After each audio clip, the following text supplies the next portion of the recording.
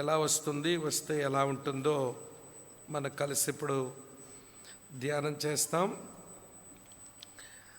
మన మూల వాక్యాన్ని చదువుకుందాం ఒకసారి. కీర్తన గ్రంథం నుంచి 85వ కీర్తన 6వ వచనం నాతో కలిసి మీరు కూడా చదవాలని కోరుతా ఉన్నాను. నీ ప్రజలు నీ యందు సంతోషించున్నట్లు నీవు మరలా మమ్మను బ్రతికింపవా. మరో స్థలంలో ఒక చిన్న భాగాన్ని మనం మార్చి చదువుదాం. రాజులు 2వ గ్రంథం, రాజులు 2వ గ్రంథం 19వ వచనం నుండి 2వ అధ్యాయం 19వ వచనం నుండి 22వ వచనం వరకు ఉన్న ఈ భాగాన్ని మనం మార్చి చదువుతాం. 4 వచనాలు 19 నేను చదువుతాను, 20 మీరు చదవండి. 21 నేను చదువుతాను, 22 మీరు చదవండి. 19 రాజులు 2వ గ్రంథం 2వ అధ్యాయం 19వ వచనం. అంతటా ఆ పట్టణపు వారు, ఈ పట్టణమన్న చోటు రమ్యమనేదని మా ఏలినవాడవైన నీకు కనబడుచున్నది, కానీ నీళ్లు మంచివి కావు. అందుచేత భూమియు నిస్సారమై ఉన్నదని ఎలీషాతో అనగా,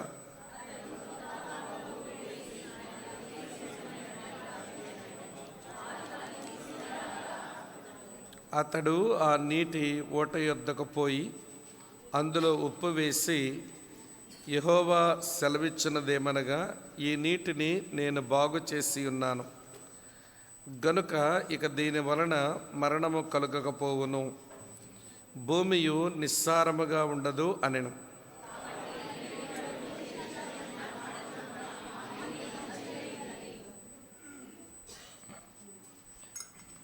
ప్రార్థన చేద్దాం.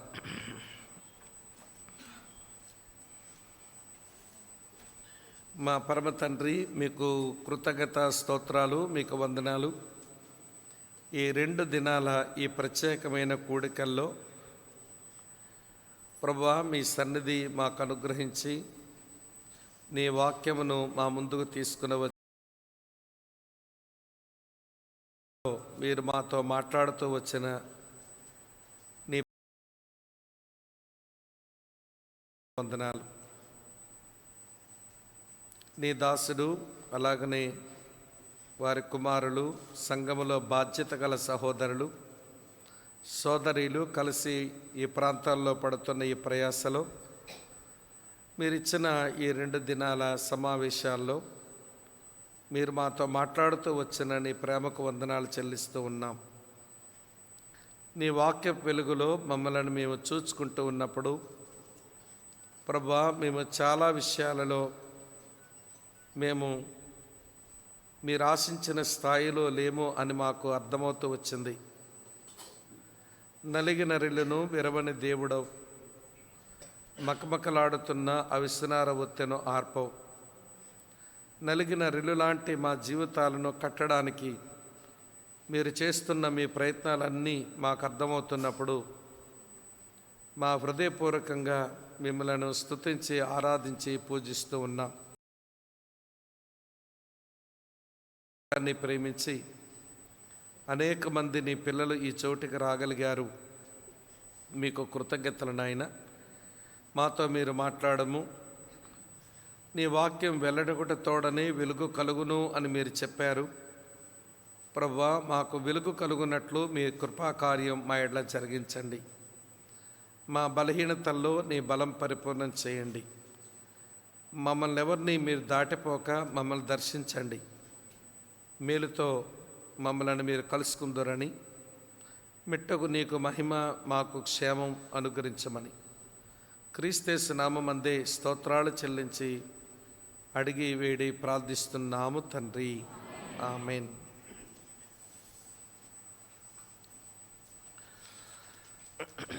చాలా దినాల క్రిందట గుజరాత్ రాష్ట్రం అహ్మదాబాద్ జిల్లాకు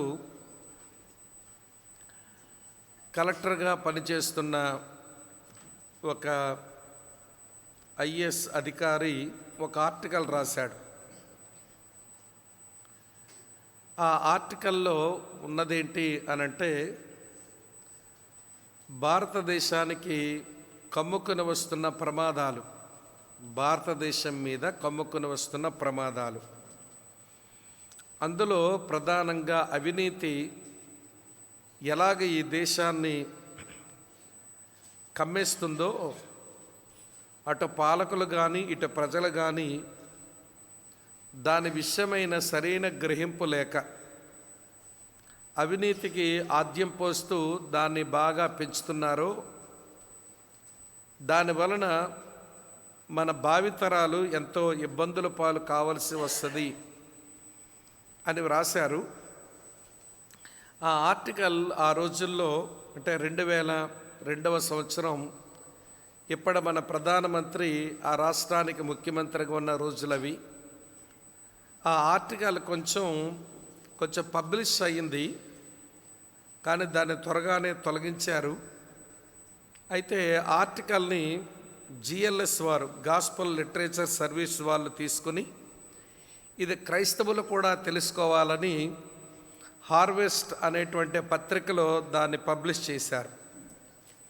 సరే, ఆయన ఆర్టికల్ అంతా నేను ఇప్పుడు మీతో చెప్పలేను, కానీ అలాంటివి చదవడం అవసరం. అందులో ప్రధానంగా ఈ దేశం మీద దాడి చేస్తున్న ఒక 4 అవినీతులని ఆయన సైడ్ హెడ్డింగ్ పెట్టి రాశారు. ఈ దేశం మీద దాడి చేస్తున్న అవినీతుల్లో మొదటి అవినీతి నైతిక అవినీతి, మోరల్ కరప్షన్. ఈ దేశంలో నైతిక విలువలు క్రమేపీ లోపిస్తున్నాయి అని చెప్పి సుమారు ఒక 12 సంవత్సరాల కిందట ఆయన రాస్తే, ఇప్పుడు 2025కు వచ్చేసరికి ఇక భారతదేశంలో నైతికత ఇంకెంత దిగజారిందో ఇక వేరుగా అది పెరుగుతూ చివరికి బైబిల్ దేవుని మీద ఈ మనుషులు దాడికే దిగారా మా దేశంలో అని అనిపిస్తుంది.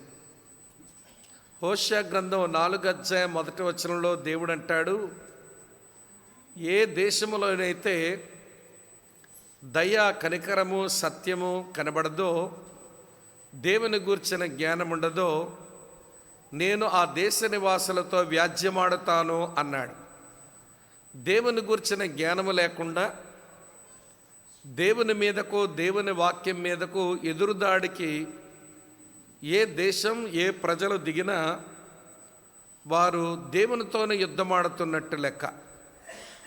ఈ రోజున మన దేశంలో దేవుని మీదను, బైబిల్ మీదను ఎంత దాడికి మనం దిగుతున్నాము ఈ తరంలో అంటే, మగాడు ప్రేమించుకొని పెళ్లి చేసుకుంటాం, దీనికి చట్టబద్ధత ఇవ్వండి అని సుప్రీం కోర్టు వరకు చేరారు మన దేశస్థులు. ఆడపిల్ల కలిసి మేము ప్రేమించి పెళ్లి చేసుకుంటాము, దీన్ని చట్టబద్ధం చెయ్యండి అని వారు సుప్రీంకోర్టు వరకు చేరారు. హోమోసెక్సువల్స్కు తక్కువ లేరు, లెస్బియన్స్కి కూడా తక్కువ లేరు ఈ దేశంలో. ప్రియులారా, చివరికి దేవుడు పెట్టిన వివాహ వ్యవస్థలో ఒక పురుషుడు, ఒక స్త్రీ, వారి ఇరువురు కలిసి దాంపత్యం చేయాలి. వారి ఇరువురు కలిసి కుటుంబంగా వారు చేయబడాలి. కానీ మగవాడు అది వాక్యానుసారం కాదు, ఆడది కూడా అది వాక్యానుసారం కాదు. కనుక వీరు అలా బ్రతకాలని అనుకుంటున్నారు అంటే బైబిల్ మీదను, బైబిల్ దేవుడి మీదను వీళ్ళు యుద్ధమే ప్రకటించారా అని అనిపిస్తుంది. 2002వ సంవత్సరంలో ఉన్న నైతిక అవినీతి విధానాలు ఒకలా ఉంటే, ఈ రోజున 2024కు వచ్చేసరికి అవి శృతి మించింది. చెప్పుకోవడానికి కూడా చాలా అసహ్యంగా ఉండేటువంటి పరిస్థితులు వచ్చేసినాయి. ఎంత అనైతికత పెచ్చురేగుతుంది అంటే, ప్రియులారా, ఉయ్యాల్లో పండుకున్నటువంటి ఒక చిన్న బిడ్డ మీద 18 సంవత్సరాల ప్రాయం కలిగిన ఒక యవనస్తుడు, అరే తన అక్కకు పుట్టిన బిడ్డ కదా అని కూడా ఆలోచన లేకుండా వాడు అత్యాచారానికి పాల్పడితే మామయ్య నీ అక్క కూతుర్నురా నేను, నువ్వేం చేస్తున్నావో నాకు అర్థం కావడం లేదు, నేను కొంచెం ఇబ్బంది పడుతున్నానని చెప్పుకోలేదు, ఏడవడం తప్ప ఏమీ చేయలేని ఆ పసి బిడ్డ మీద, మాంసపు ముద్ద మీద వాడట్లా పడి అఘాయిత్యం చేస్తున్నాడనంటే అనైతికత ఎంత పెచ్చురేగిందో, ఈ మనుషులు ఎంత రాక్షసుల్లాగా మారుతున్నారో ఇది మనం ఆలోచించాలి.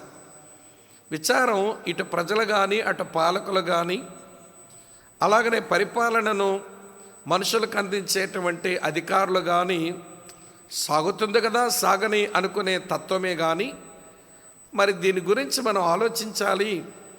మన వెనుకొస్తున్న ఈ పిల్లలకు, వేరొక తరాలకు ఆరోగ్యకరమైనటువంటి వాతావరణాన్ని మనం ఉంచాలి అనే ఆలోచన లేకుండా నా మట్టుకు రోజులు బాగుంటే అంతే చాలు, తర్వాత ఎవడ ఎలా పోతే నాకెందుకు అనేటువంటి హిజ్కియా ఆత్మతో బ్రతుకుతున్నారు. హిజ్కియా ఆత్మ అలాంటిదే. దైవజనుడు చెప్పాడు, ఏమయ్యా నువ్వు చేసిన పనేంటి, ఆ బబులోనీయులకు నీ దేశంలో ఉన్నవన్నీ ఎందుకు చూపించినావు, వాళ్ళు వస్తారు మీ యవనస్తులను నపుంసకులుగా చేస్తారు, నీ దేశంలో యెరూషలేములో సంపదంతా ఎత్తుకుపోతారు, ఈ పాడు పని ఎందుకు చేశావనంటే తరువాత తరాలు ఏమైతే అవని కానీ నేనున్న రోజుల్లో సమాధానంగా ఉంటే నాకంతే చాలన్నాడు. చూసారా ఈ హిజ్కియా ఆత్మ ఎలాంటిదో? ఆ రోజున ఆయనట్లున్నాడు, ఈ రోజున ప్రజలు కూడా అలాగున్నారు. మా రోజుల్లో ఏమంటే సుఖము సౌఖ్యం అంటే అంతే చాలు, తర్వాత రోజుల్లో ఏమైతే ఎవడకు కావాలి అనే తత్వం బాగా పేరుకుపోయినటువంటి దుష్ట దినాల్లో బ్రతుకుతున్నాం. ఇది నైతిక అవినీతి. ఇది చాలదు అన్నట్టుగా సాంఘిక అవినీతి కూడా ఏలుబడి చేస్తుందట. అది ఎంత పెచ్చురేగిపోతుంది అంటే, వింటున్నారో లేదో, సాంఘిక అవినీతి అంటే సాంఘిక విలువలు లేవు. ఒకవైపు లంచగొండితనం, మరోవైపు కులతత్వం, మరోవైపు వరకట్నం. ఈ మూడు పిచాచుల్లాగా పీకు తింటున్నాయి ఈ దేశాన్ని. లంచగొండితనం అంటే పైనున్న అధికారుల దగ్గర నుంచి ఆఫీసులో పనిచేసే బెల్లబంట్రోతు వరకు ఈ దేశంలో ప్రతివాడు లంచగొండులే. పాలకులు ఓట్ల కొరకు మన ముందుకు వచ్చినప్పుడు మేము అవినీతి అరికడతాము, లంచగొండం రూపుమాపుతామని అందరూ పెద్ద ప్రగల్భాలు పలికిన వాళ్ళే. కానీ వాళ్ళు అధికారంలోకి వచ్చి కూర్చున్న తర్వాత అవినీతిని మరీ పెంచి పోషిస్తున్నది ప్రత్యక్షంగానో పరోక్షంగానో ఈ లంచగొండితనం ఈ దేశంలో ప్రబలిపోయి ఉంది. ప్రియులారా, దాని స్థాయి కూడా చాలా రోజు రోజుకి మన దేశం, అన్ని దేశాల్లో ఉంటుంది ఏమండి, కానీ మన దేశంలో మరీ ప్రబలిపోతూ ఉంది. మరి కులతత్వం మాటకు వేరుగా చెప్పాలా? అసలు ఈ కులతత్వాన్ని వ్యతిరేకించవలసిన క్రైస్తవ సంఘమే సంఘంలో కూర్చున్న వాళ్ళని చూసి మీరు ఏ ముట్లు అని అడుగుతున్నారు. ఈ ముట్లు గోలేంటో, మీరు ఏ ముట్లు అది తెలియాలన్నమాట. అరే, సైతాను వల్ల ఈ దేశంలో స్థాపించబడింది కులతత్వం అనేటువంటి ఒక దుష్ట వ్యవస్థ. ఇది దేవుని వల్ల వచ్చింది కాదు, ఇది దెయ్యం వల్ల వచ్చింది. దానికి వ్యతిరేకంగా నిలబడి యేసుక్రీస్తునందు మేమంతా ఒకే కుటుంబం, మేము కులాలకు సంబంధించిన వాళ్ళం కాదు, మేము ఇందులో యూదుడని గ్రీసు దేశస్థుడని ఉండదు, ఇందులో దాసుడు స్వతంత్రుడని ఉండదు, ఇందులో స్త్రీ అని పురుషుడని ఉండదు, మేమంతా యేసుక్రీస్తునందు ఏకమై ఉన్నాము అని చెప్పవలసింది క్రైస్తవ సంఘం. గలతీ పత్రిక 3వ అధ్యాయం 28వ వచనం ప్రకారం. అలాంటి క్రైస్తవ సంఘంలోనే ఈ ముట్లు గోల ఉందంటే, ఏ ముట్లు గోల ఉంది అంటే ఇక బయట లోకంలో ఎంత ఉంటుందో వేరుగా చెప్పక్కర్లేదు. ఈ రోజున పాలిటీషియన్స్ దగ్గర నుంచి, అమ్మ వింటున్నారా, చివరికి మన వీధుల్లో ఉండేటువంటి ఇరుగు పొరుగు వారి వరకు ప్రతి వారు కులముతోనే పబ్బం గడుపుకునే వాళ్ళు నేటి సమాజంలో ఉండడం ఇది భయంకరమైన ప్రమాదం అని రాసినాడు ఆయన. ఇదొకటి. ఈ రెండిటితోనే చస్తున్నామనంటే ఆ వరకట్నం అనేది ఇది మరొక భయంకరమైన పిచాచి. అసలు మగపిల్లాడు పుడితేనే పండగ చేసుకుంటున్నారు, మరి ఆడపిల్ల పుడితే వీళ్ళకి ఏం మాయిదారు రోగం వచ్చిందో, మరి ఆడపిల్ల లేకుండా ఈడెట్లు పుట్టినాడో అర్థం కాదు. కానీ మొత్తానికి ప్రియులారా, మొత్తానికి మగపిల్లాడు పుడితే సంబరం, ఆడపిల్ల పుడితే ఊసురోమండం. ఎందుకు ఇట్లా అయిపోయిందనంటే మగపిల్లాడు వలన కట్న కానుకలు వస్తాయి. మా వింటున్నారా, మగపిల్లాడి వల్ల కట్న కానుకలు వస్తాయి, ఆడపిల్ల వల్ల ఏమొస్తుంది, అన్ని తిరిగెట్టాలి అనుకుని ఊరికే బాధపడేటువంటి మనస్తత్వం ఇండియన్స్కి అబ్బింది. పోని వాళ్ళ సంగతి బయట వాళ్ళ సంగతి, క్రైస్తవ సంఘములు ఉండే వాళ్ళు కూడా అట్లే ఉన్నారండి. పెళ్ళిళ్ళ దగ్గరకు వచ్చేసరికి, వింటున్నారా లేదా మీరు, పెళ్ళిళ్ళ దగ్గరకు వచ్చేసరికి ఎంత బాగుంటున్నారో చెప్పలేం. ఒక అబ్బాయి అన్నయ్య ఒక మంచి అమ్మాయిని చూడండి అన్నాడు. సరే చూస్తాం కాదు తమ్ముడు, ఏంటి అసలు నువ్వు ఏం ఆలోచిస్తున్నావు అని అంటే, అన్న ముందు చెప్తున్నాను వినండి అన్న, ఏజ్ నాకంటే ఒక 3 సంవత్సరాలైనా తక్కువ ఉండాలి. అమ్మ ఏంటి, ఏజ్ నాకంటే ఒక 3 సంవత్సరాలైనా తక్కువ ఉండాలి అమ్మాయి అంటే ఏ చెప్పినాడు. తర్వాత బి చెప్తాను వినండి అన్న, బ్యూటీగా ఉండాలంట. ఈ ఎలుగుబంటి మగవాడికి ఏమో బ్యూటీ కావాలి. మనం ఎంత బాగున్నామో చూసుకోవచ్చు కదా. వచ్చిన అమ్మాయి మాత్రం బ్యూటీగా ఉండాలంట, మనం ఎట్లున్నా కానీ. వింటున్నారా లేదా అన్న, మీరు ఏమనుకోకుండా నేను చెప్పానని. సి కూడా బాగుండాలన్నా అంటే మా క్యాస్టే, మా వాళ్ళనే చూడండి. ఎక్కడ చేస్తామండి, మా వాళ్ళనే తండనంటే ఎవడు జల్లెడి పట్ట జల్లించినా మీ కులపస్తులు ఎవడు యేసుప్రభు నమ్మడంలా, ఎవడు మాకు ఖచ్చితంగా మా క్యాస్ట్ పిల్లే కావాలంటాడు. మంచిది, ఏబిసి వచ్చేసింది కదా.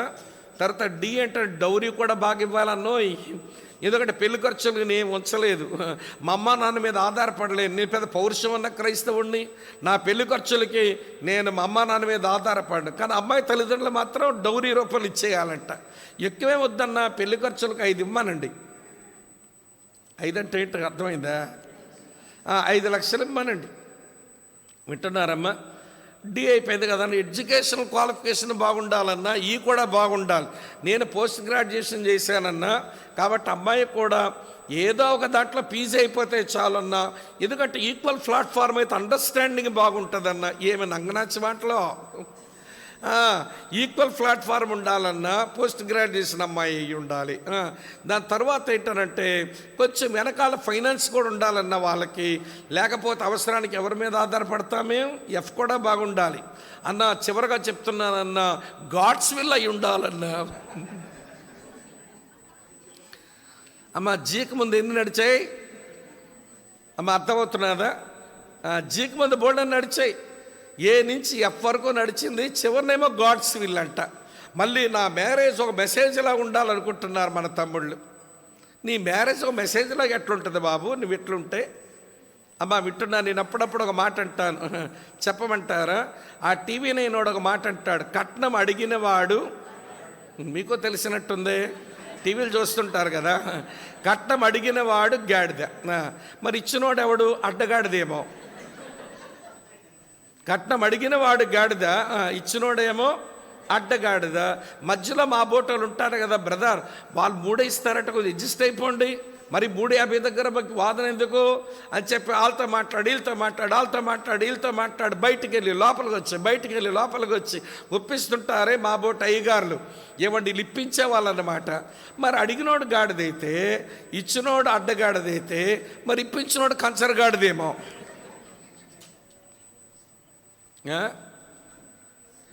వినండి ప్రియులారా, అసలు క్రైస్తవ సంఘం నిండా గాడిద కొడుకులే ఉన్నారంటుంది. తిట్టేం కాదు, ఏమంటే ఆ టీవీ నేను అన్నమాట నేను కొంచెం కొడుకులనే మాట తగిలించాను అంతే.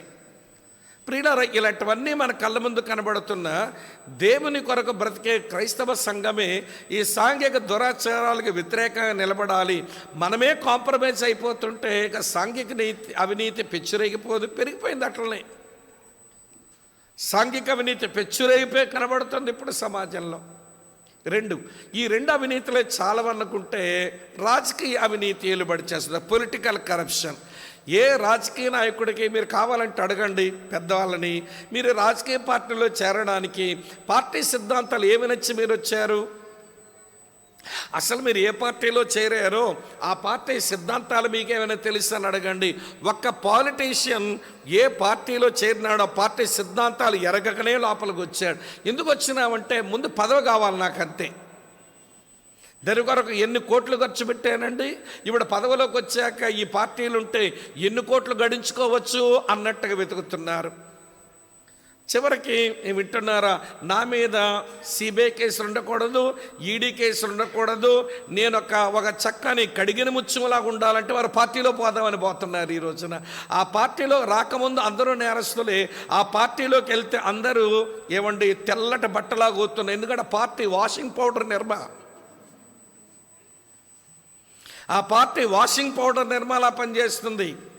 కూనీకోరులు వింటున్నారా, ఆడపిల్లల మీద అత్యాచారం చేసిన వాళ్ళు, లంచగొండులు వింటున్నారా, వ్యాపారాల్లో బ్యాంకులకు ఎగనామం కొట్టినటువంటి వాళ్ళు ఆ పార్టీలో చేరగానే అందరూ ఏమైపోయినారంటే అసలు చాలా మంచి క్యారెక్టర్ వాళ్ళు అయిపోతున్నారు. మరి ఆ పార్టీకి ఉన్న విశేషం ఏంటో కానీ మొత్తానికి అందరినీ ఒక వాషింగ్ పౌడర్ నిర్మాలాగా కడిగి శుద్ధి చేసి పెడుతుంది ఈ నాయకులని. ఇదే పొలిటికల్ కరప్షన్. మనమే రాజకీయ పార్టీ చెందిన వాళ్ళం కాదు, అవి మాట్లాడుకోవాల్సిన అవసరం లేదు. కానీ మన పాలకుల వలన పాలన మనకు దెబ్బతింటది కనుక దేవుని పిల్లలంగా దీని గురించి కొంచెమైనా అవేర్నెస్ ఉండాలని, కొంచెమైన అవగాహన ఉండాలని నేను మీతో చెప్తున్నా. ఎన్ని అవినీతులు వచ్చాయి ఇక్కడ లేరా మీరు? మొదటి అవినీతి ఏంటి?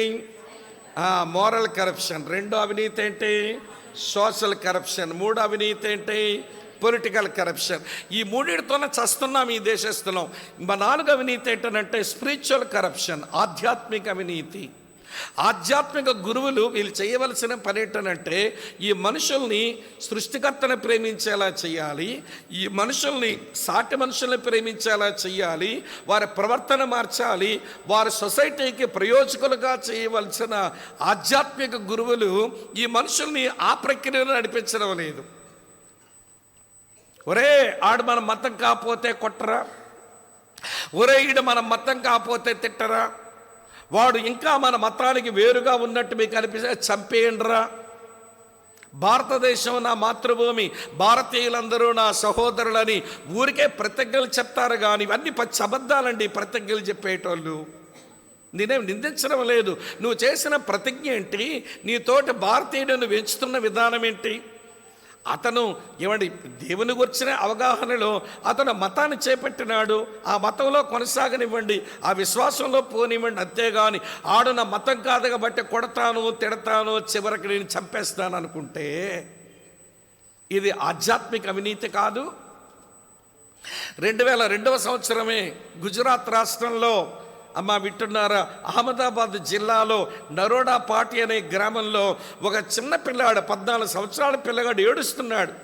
మా అమ్మ ఎక్కడుందో నా అమ్మ దగ్గర పంపించండి, మా నాన్న ఎక్కడున్నాడో నాన్న దగ్గర పంపించండి, మా వదినకి ఎవరైనా లేపేరో లేదో తెలియదు, మా అక్కయ్య ఎవడ బట్టలు ఇచ్చాడో లేదో తెలియదు అని ఏడుస్తుంటే, ఏంట్రా నీ స్టోరీ అని జర్నలిస్ట్ అడిగితే చెప్తున్నాడు, మేము ఇంట్లో బ్రేక్ఫాస్ట్ చేస్తుండగా ఏవో నినాదాలు వినబడ్డాయి, బయటకు వచ్చాం, మాకు అర్థమైంది మేము చాలా ప్రమాదంలో ఉన్నామని, పారిపోదామనుకున్నాము, అవ్వలేదు. మా చుట్టుముట్టేసారి వచ్చిన వాళ్ళు, మా వదిన 8 నెలల గర్భిణి, దాని పొట్ట మీద ఒకటి గుడితే మా వదిన కళ్ళు తిరిగి కింద పడిపోయింది. మా అక్క, దాని పేరు సోఫియా, దాని ఒంటి మీద నా బట్టలన్నీ ఒలిచేసినారు. సిగ్గుతో అది నేల వరకు వంగిపోయింది మా అక్క సోఫియా. మా అమ్మ నాన్నని కొట్టారు, నన్ను పారిపోమంటే దొమ్మిలో పారిపోయి వచ్చాను. నా పేరు జావీద్ అని ఏడుస్తున్నాడు ఒక టీనేజ్ బాయ్. ఏమరా బాబు ఈ పరిస్థితి ఎందుకు వచ్చింది అని అంటే, ఈ కొట్టినోళ్ళు వీళ్ళు అవతల వాళ్ళు ఎందుకు ఇలా చేశారంటే, మేము నమ్మిన దేవుని సంతోషపెట్టడానికి పనిచేశాం. అరే నీ మతము కాని మరో మతములో ఉన్న వాళ్ళని ఇంత గాయపరిస్తే ఆ దేవుడు సంతోషపడతాడా? కొద్దో గొప్ప మానవత్వం కలిగినటువంటి ఈ దేశంలోనే, కొద్దో గొప్ప తాత్విక చింతన, పాప భయం కలిగిన ఈ దేశంలోనే మన వాళ్ళు ఎట్లయితే మిగిలిన దేశాల పరిస్థితి ఎట్లా వద్దో, విడ్డూరమేంటో వాళ్ళు కొంచెం బాగా చూసుకుంటున్నారు ఇతర మతస్థుల్ని. కానీ మనకేంటట్లా అయిపోయింది? ప్రియులారా, నేను ఖతార్ అనే దేశానికి పోయి చూస్తే మీరండి, అక్కడ క్రైస్తవులు ఆరాధించుకోవడానికి పెద్ద కొన్ని ఎకరాల భూమిలో మందిరాలు కట్టేసింది గవర్నమెంట్. లోపలికి వచ్చే ప్రతి వాడిని స్కాన్ చేసి పంపించాలా, వాడు క్రిస్టియన్ అని ఐడెంటిటీ కూడా కావాలా, పోలీసులు పెట్టి స్కానింగ్లు చేసి బ్యాగులు సెక్యూరిటీ చెక్ చేసి గవర్నమెంట్ పెట్టిన పోలీసులు చర్చిల దగ్గర పనిచేస్తున్నారు. క్రైస్తవులు ఆరాధించుకోవడానికి మా దేశంలో ఇబ్బంది కూడా కలగకూడదని ఖతార్ అనబడిన దేశంలో ఏమి ఏర్పాట్లో మీరు ఎప్పుడైనా పొండి. ఖతార్ దేశంలో ఆ చర్చి క్యాంపస్లోకి వెళితే ఇదేదో ఒక చక్కని ప్రశాంతమైన వాతావరణంలోకి వచ్చామా, ఈ ప్రేమలు ఏంటి, వాళ్ళ పలకరించుకోవడం ఏంటి, ఇక్కడ గవర్నమెంట్ ఇచ్చినటువంటి ఆ సెక్యూరిటీ చూస్తే భలే ఆశ్చర్యంగా ఉంటుంది. మేము అన్ని మతాలని మేము అంగీకరిస్తాము, మేమంతా సర్వే జనో సుఖనో భవంతి అని మాట్లాడే ఈ దేశంలో వేరొక మత విశ్వాసం నుండే వాడిని భరించలేకపోతున్నాం. ఇది ఆధ్యాత్మిక అవినీతి కాదు. సరే, వాళ్ళట్లా చేస్తే వీళ్ళేం చేశారంటే వాళ్ళు ఒక మందిరం నిర్మించుకొని దాని కొరకు ఏదో చేద్దామని పోతే అట్నుంచి తిరిగి వస్తుంటే సబర్మతి ఎక్స్ప్రెస్ మీద పెట్రోల్ డీజిల్ పోసి తగలబెట్టేశారు. ఏమరా బాబు మీరు ఎట్లా చేశారు అంటే, మేము నమ్మిన దేవుని మేము సంతోషపెట్టుకుందామని చేశాము ఇట్లా. అరే, మీరు నమ్మిన దేవుడు సాటి మనిషిని ఇట్లా చంపేస్తే సంబరపడతాడా? ఏమి నేర్చుకున్నారు ఆధ్యాత్మికత? వింటున్నారా లేదా అమ్మ? అర్థమవుతుందా? ఉపద్ఘాతమే కొంచెం బంగాళాఖాతం అయ్యింది, నేనేం చేయలేను. ఇదన్నీ తెలియాలి మనకి, కాబట్టి మీరు తెలియాలని చెప్తున్నాను. ఇప్పుడు ఎన్ని అవినీతులు వచ్చాయి? 4 అవినీతులు వచ్చాయి. ఇలాంటి లోకమునకు స్వస్థత కావాలండి. ఎలా వస్తుంది? ఇలాంటి దేశమునకు స్వస్థత కావాలండి. ఎలా వస్తుంది? ఇది ఈ ఉపద్ఘాతాన్ని, ఈ నేపథ్యాన్ని మీ మనసులో ఉంచుకొని ఇప్పుడు మనం చదివిన టెక్స్ట్ల దగ్గరికి వెళ్ళి దేవుని వాక్యం ద్వారా దేవుడు మనతో మాట్లాడుతున్న విషయాన్ని మనం తెలుసుకునే ప్రయత్నం చేస్తాం. దైవజనుడైన ఎలీషా యెరికో అనే ఊరికి వచ్చాడు. అమ్మ, వింటున్నారా మీరంతా? ఆ ఊరి వారంతా, ఆ పట్టణపు వారంతా ఆయన దగ్గరకు వచ్చి, అయ్యా, ఈ పట్టణం అన్న చోటు చూడ్డానికి కడు రమ్యముగా కనబడుతుంది, కానీ నీళ్లు మంచివి కావు. ఆ కారణం చేత భూమి నిస్సారమైపోయింది, నువ్వేదన్నా చెయ్యు అన్నారు. అప్పుడు ఆయన అన్నాడు, కొత్త కుండలో ఉప్పేసుకొని తెండి అంటే వాళ్ళు కొత్త కుండలు ఉప్పేసుకొని తెచ్చారు. ఆ ఉప్పును తీసుకుని వచ్చి అతను నీటి ఓటల దగ్గర వేయగానే నీరు మారింది. వింటున్నారా? దానివల్ల భూమి సారవంతంగా మారిపోయింది. ఆ పట్టణానికి స్వస్థత వచ్చింది. అది మనం చదివిన 4 వచనాల్లో ఉన్న స్టోరీ. మన చదివిన 4 వచనాల్లో ఉన్నటువంటి జరిగిన సంఘటన. దీంట్లో వచ్చే వివరాల్లోకి వెళ్తాను, వినండి ప్రియులారా. యెరికో పట్టణం, అమ్మ వింటున్నారా, వాస్తవంగా అది శపించబడిన పట్టణం. అవునా కాదా? చదువుదాం ఇక్కడి నుంచి వాక్యాలు చూడండి. యెహోషువ గ్రంథం నేను చదువుతున్నాను చూడండి ప్రియులారా. 6వ అధ్యాయం ఇలా రాసి ఉంది, 26వ వచనం వినండి. యెహోషువ గ్రంథం 6వ అధ్యాయం 26వ వచనం. ఆ కాలమున యెహోషువ జనుల చేత శపథము చేయించి వారికి ఇలా ఆజ్ఞాపించెను, ఎవడు యెరికో పట్టణమును కట్టించబూనునో వాడు యెహోవా దృష్టికి శాపగ్రస్తుడు. వాడు దాని పునాది వేయగా వాని జ్యేష్ఠ కుమారుడు చచ్చును, దాని తలుపులు నిలవనెత్తగా వాని కనిష్ట కుమారుడు చచ్చును. ఈ వచనం మనకేమి నేర్పిస్తుంది అని అంటే, అక్కా చెల్లి తమ్ముడన్న వినండి, ఈ యెరికో పట్టణం ఇది శపించబడిన పట్టణం. దాని యొక్క పునాదులు ఎవడు వేయకూడదు, వింటున్నారా? దాని తలుపులు ఎవడు ఎత్తకూడదు. నేను శపిత పట్టణంగా దాన్ని ప్రకటించానన్నాడు. కానీ ఒకడు తెగించి పునాదులు వేయడానికి, తలుపులు లేవనెత్తడానికి ప్రయత్నం చేశాడు. ఏమైందో చదువుతాను. దేవుని మాట ఊరకనే పోదండి, అది నెరవేర్పుకు వచ్చేస్తుంది. దేవుడే సెలవిచ్చాడు, ఆ పట్టణం శపితమైన పట్టణం, పునాదులు వేయకండి, దాని తలుపులు లేవనెత్తకండి అని దేవునితో స్పష్టంగా చెప్పిన ఎవడు బరితికించి ఒక ఆయన చేస్తే ఏం జరిగిందో చెప్తాను. రాజులు మొదటి గ్రంథం 16వ అధ్యాయానికి రండి. రాజులు మొదటి గ్రంథం 16వ అధ్యాయం 34వ వచనం చూడండి. అతని దినములలో బేతేలీయుడైన హీయేలు యెరికో పట్టణమును కట్టించెను. అతడు దాని పునాది వేయగా అబీరామును జ్యేష్ఠపుత్రుడు చనిపోయాను. దాని గౌనులు నెత్తగా సెగూబను అతని కనిష్ట పుత్రుడు చనిపోయాను. ఇది నూని కుమారుడని యెహోషువ ద్వారా యెహోవా సెలవిచ్చిన మాట చెప్పున సంభవించెను. కనబడిందా మీకు? రాజులు మొదటి గ్రంథం 16వ అధ్యాయం 34వ వచనం. అమ్మ, బాధపడుతుందా? జ్యేష్ఠ కుమారుడు చచ్చిపోయినాడు, కనిష్ట కుమారుడు చచ్చిపోయినాడు. అంటే దేవుడు తన సేవకుడు ద్వారా సెలవిచ్చిన మాట 100 అయినా 106 అయినా నెరవేర్పుకు వచ్చేస్తుంది. అది నెరవేర్పు కూడా వచ్చింది. సో ఇంతకు పాయింట్ ఏంటనంటే, యెరికో పట్టణం శపించబడిన పట్టణమే, కాకపోతే యెరికో ప్రజలు మాత్రం చాలా యోగ్యులు అనిపిస్తుంది. యెరికో పట్టణం శపించబడిన పట్టణమే, కానీ యెరికో వాసులు మాత్రం చాలా యోగ్యులు అనిపిస్తుంది. అదేంటి బ్రదర్ అలాగంటున్నామనంటే, వారు ఎందుకు యోగ్యులు చెప్తాను వినండి. వారి పట్టణానికున్న ప్రాబ్లంను వారు రికగ్నైజ్ చేశారు. ఆ ప్రాబ్లంను పరిష్కరించడం ఎవరి వల్ల అవుతుందో ఆయన దగ్గరికే వచ్చారు. వారి యొక్క సమస్యను దాపరికం లేకుండా దైవజనుడికి చెప్పేసుకున్నారు. మెట్టుకు వారి పట్టణానికి వారు స్వస్థతను తీసుకొచ్చారండి.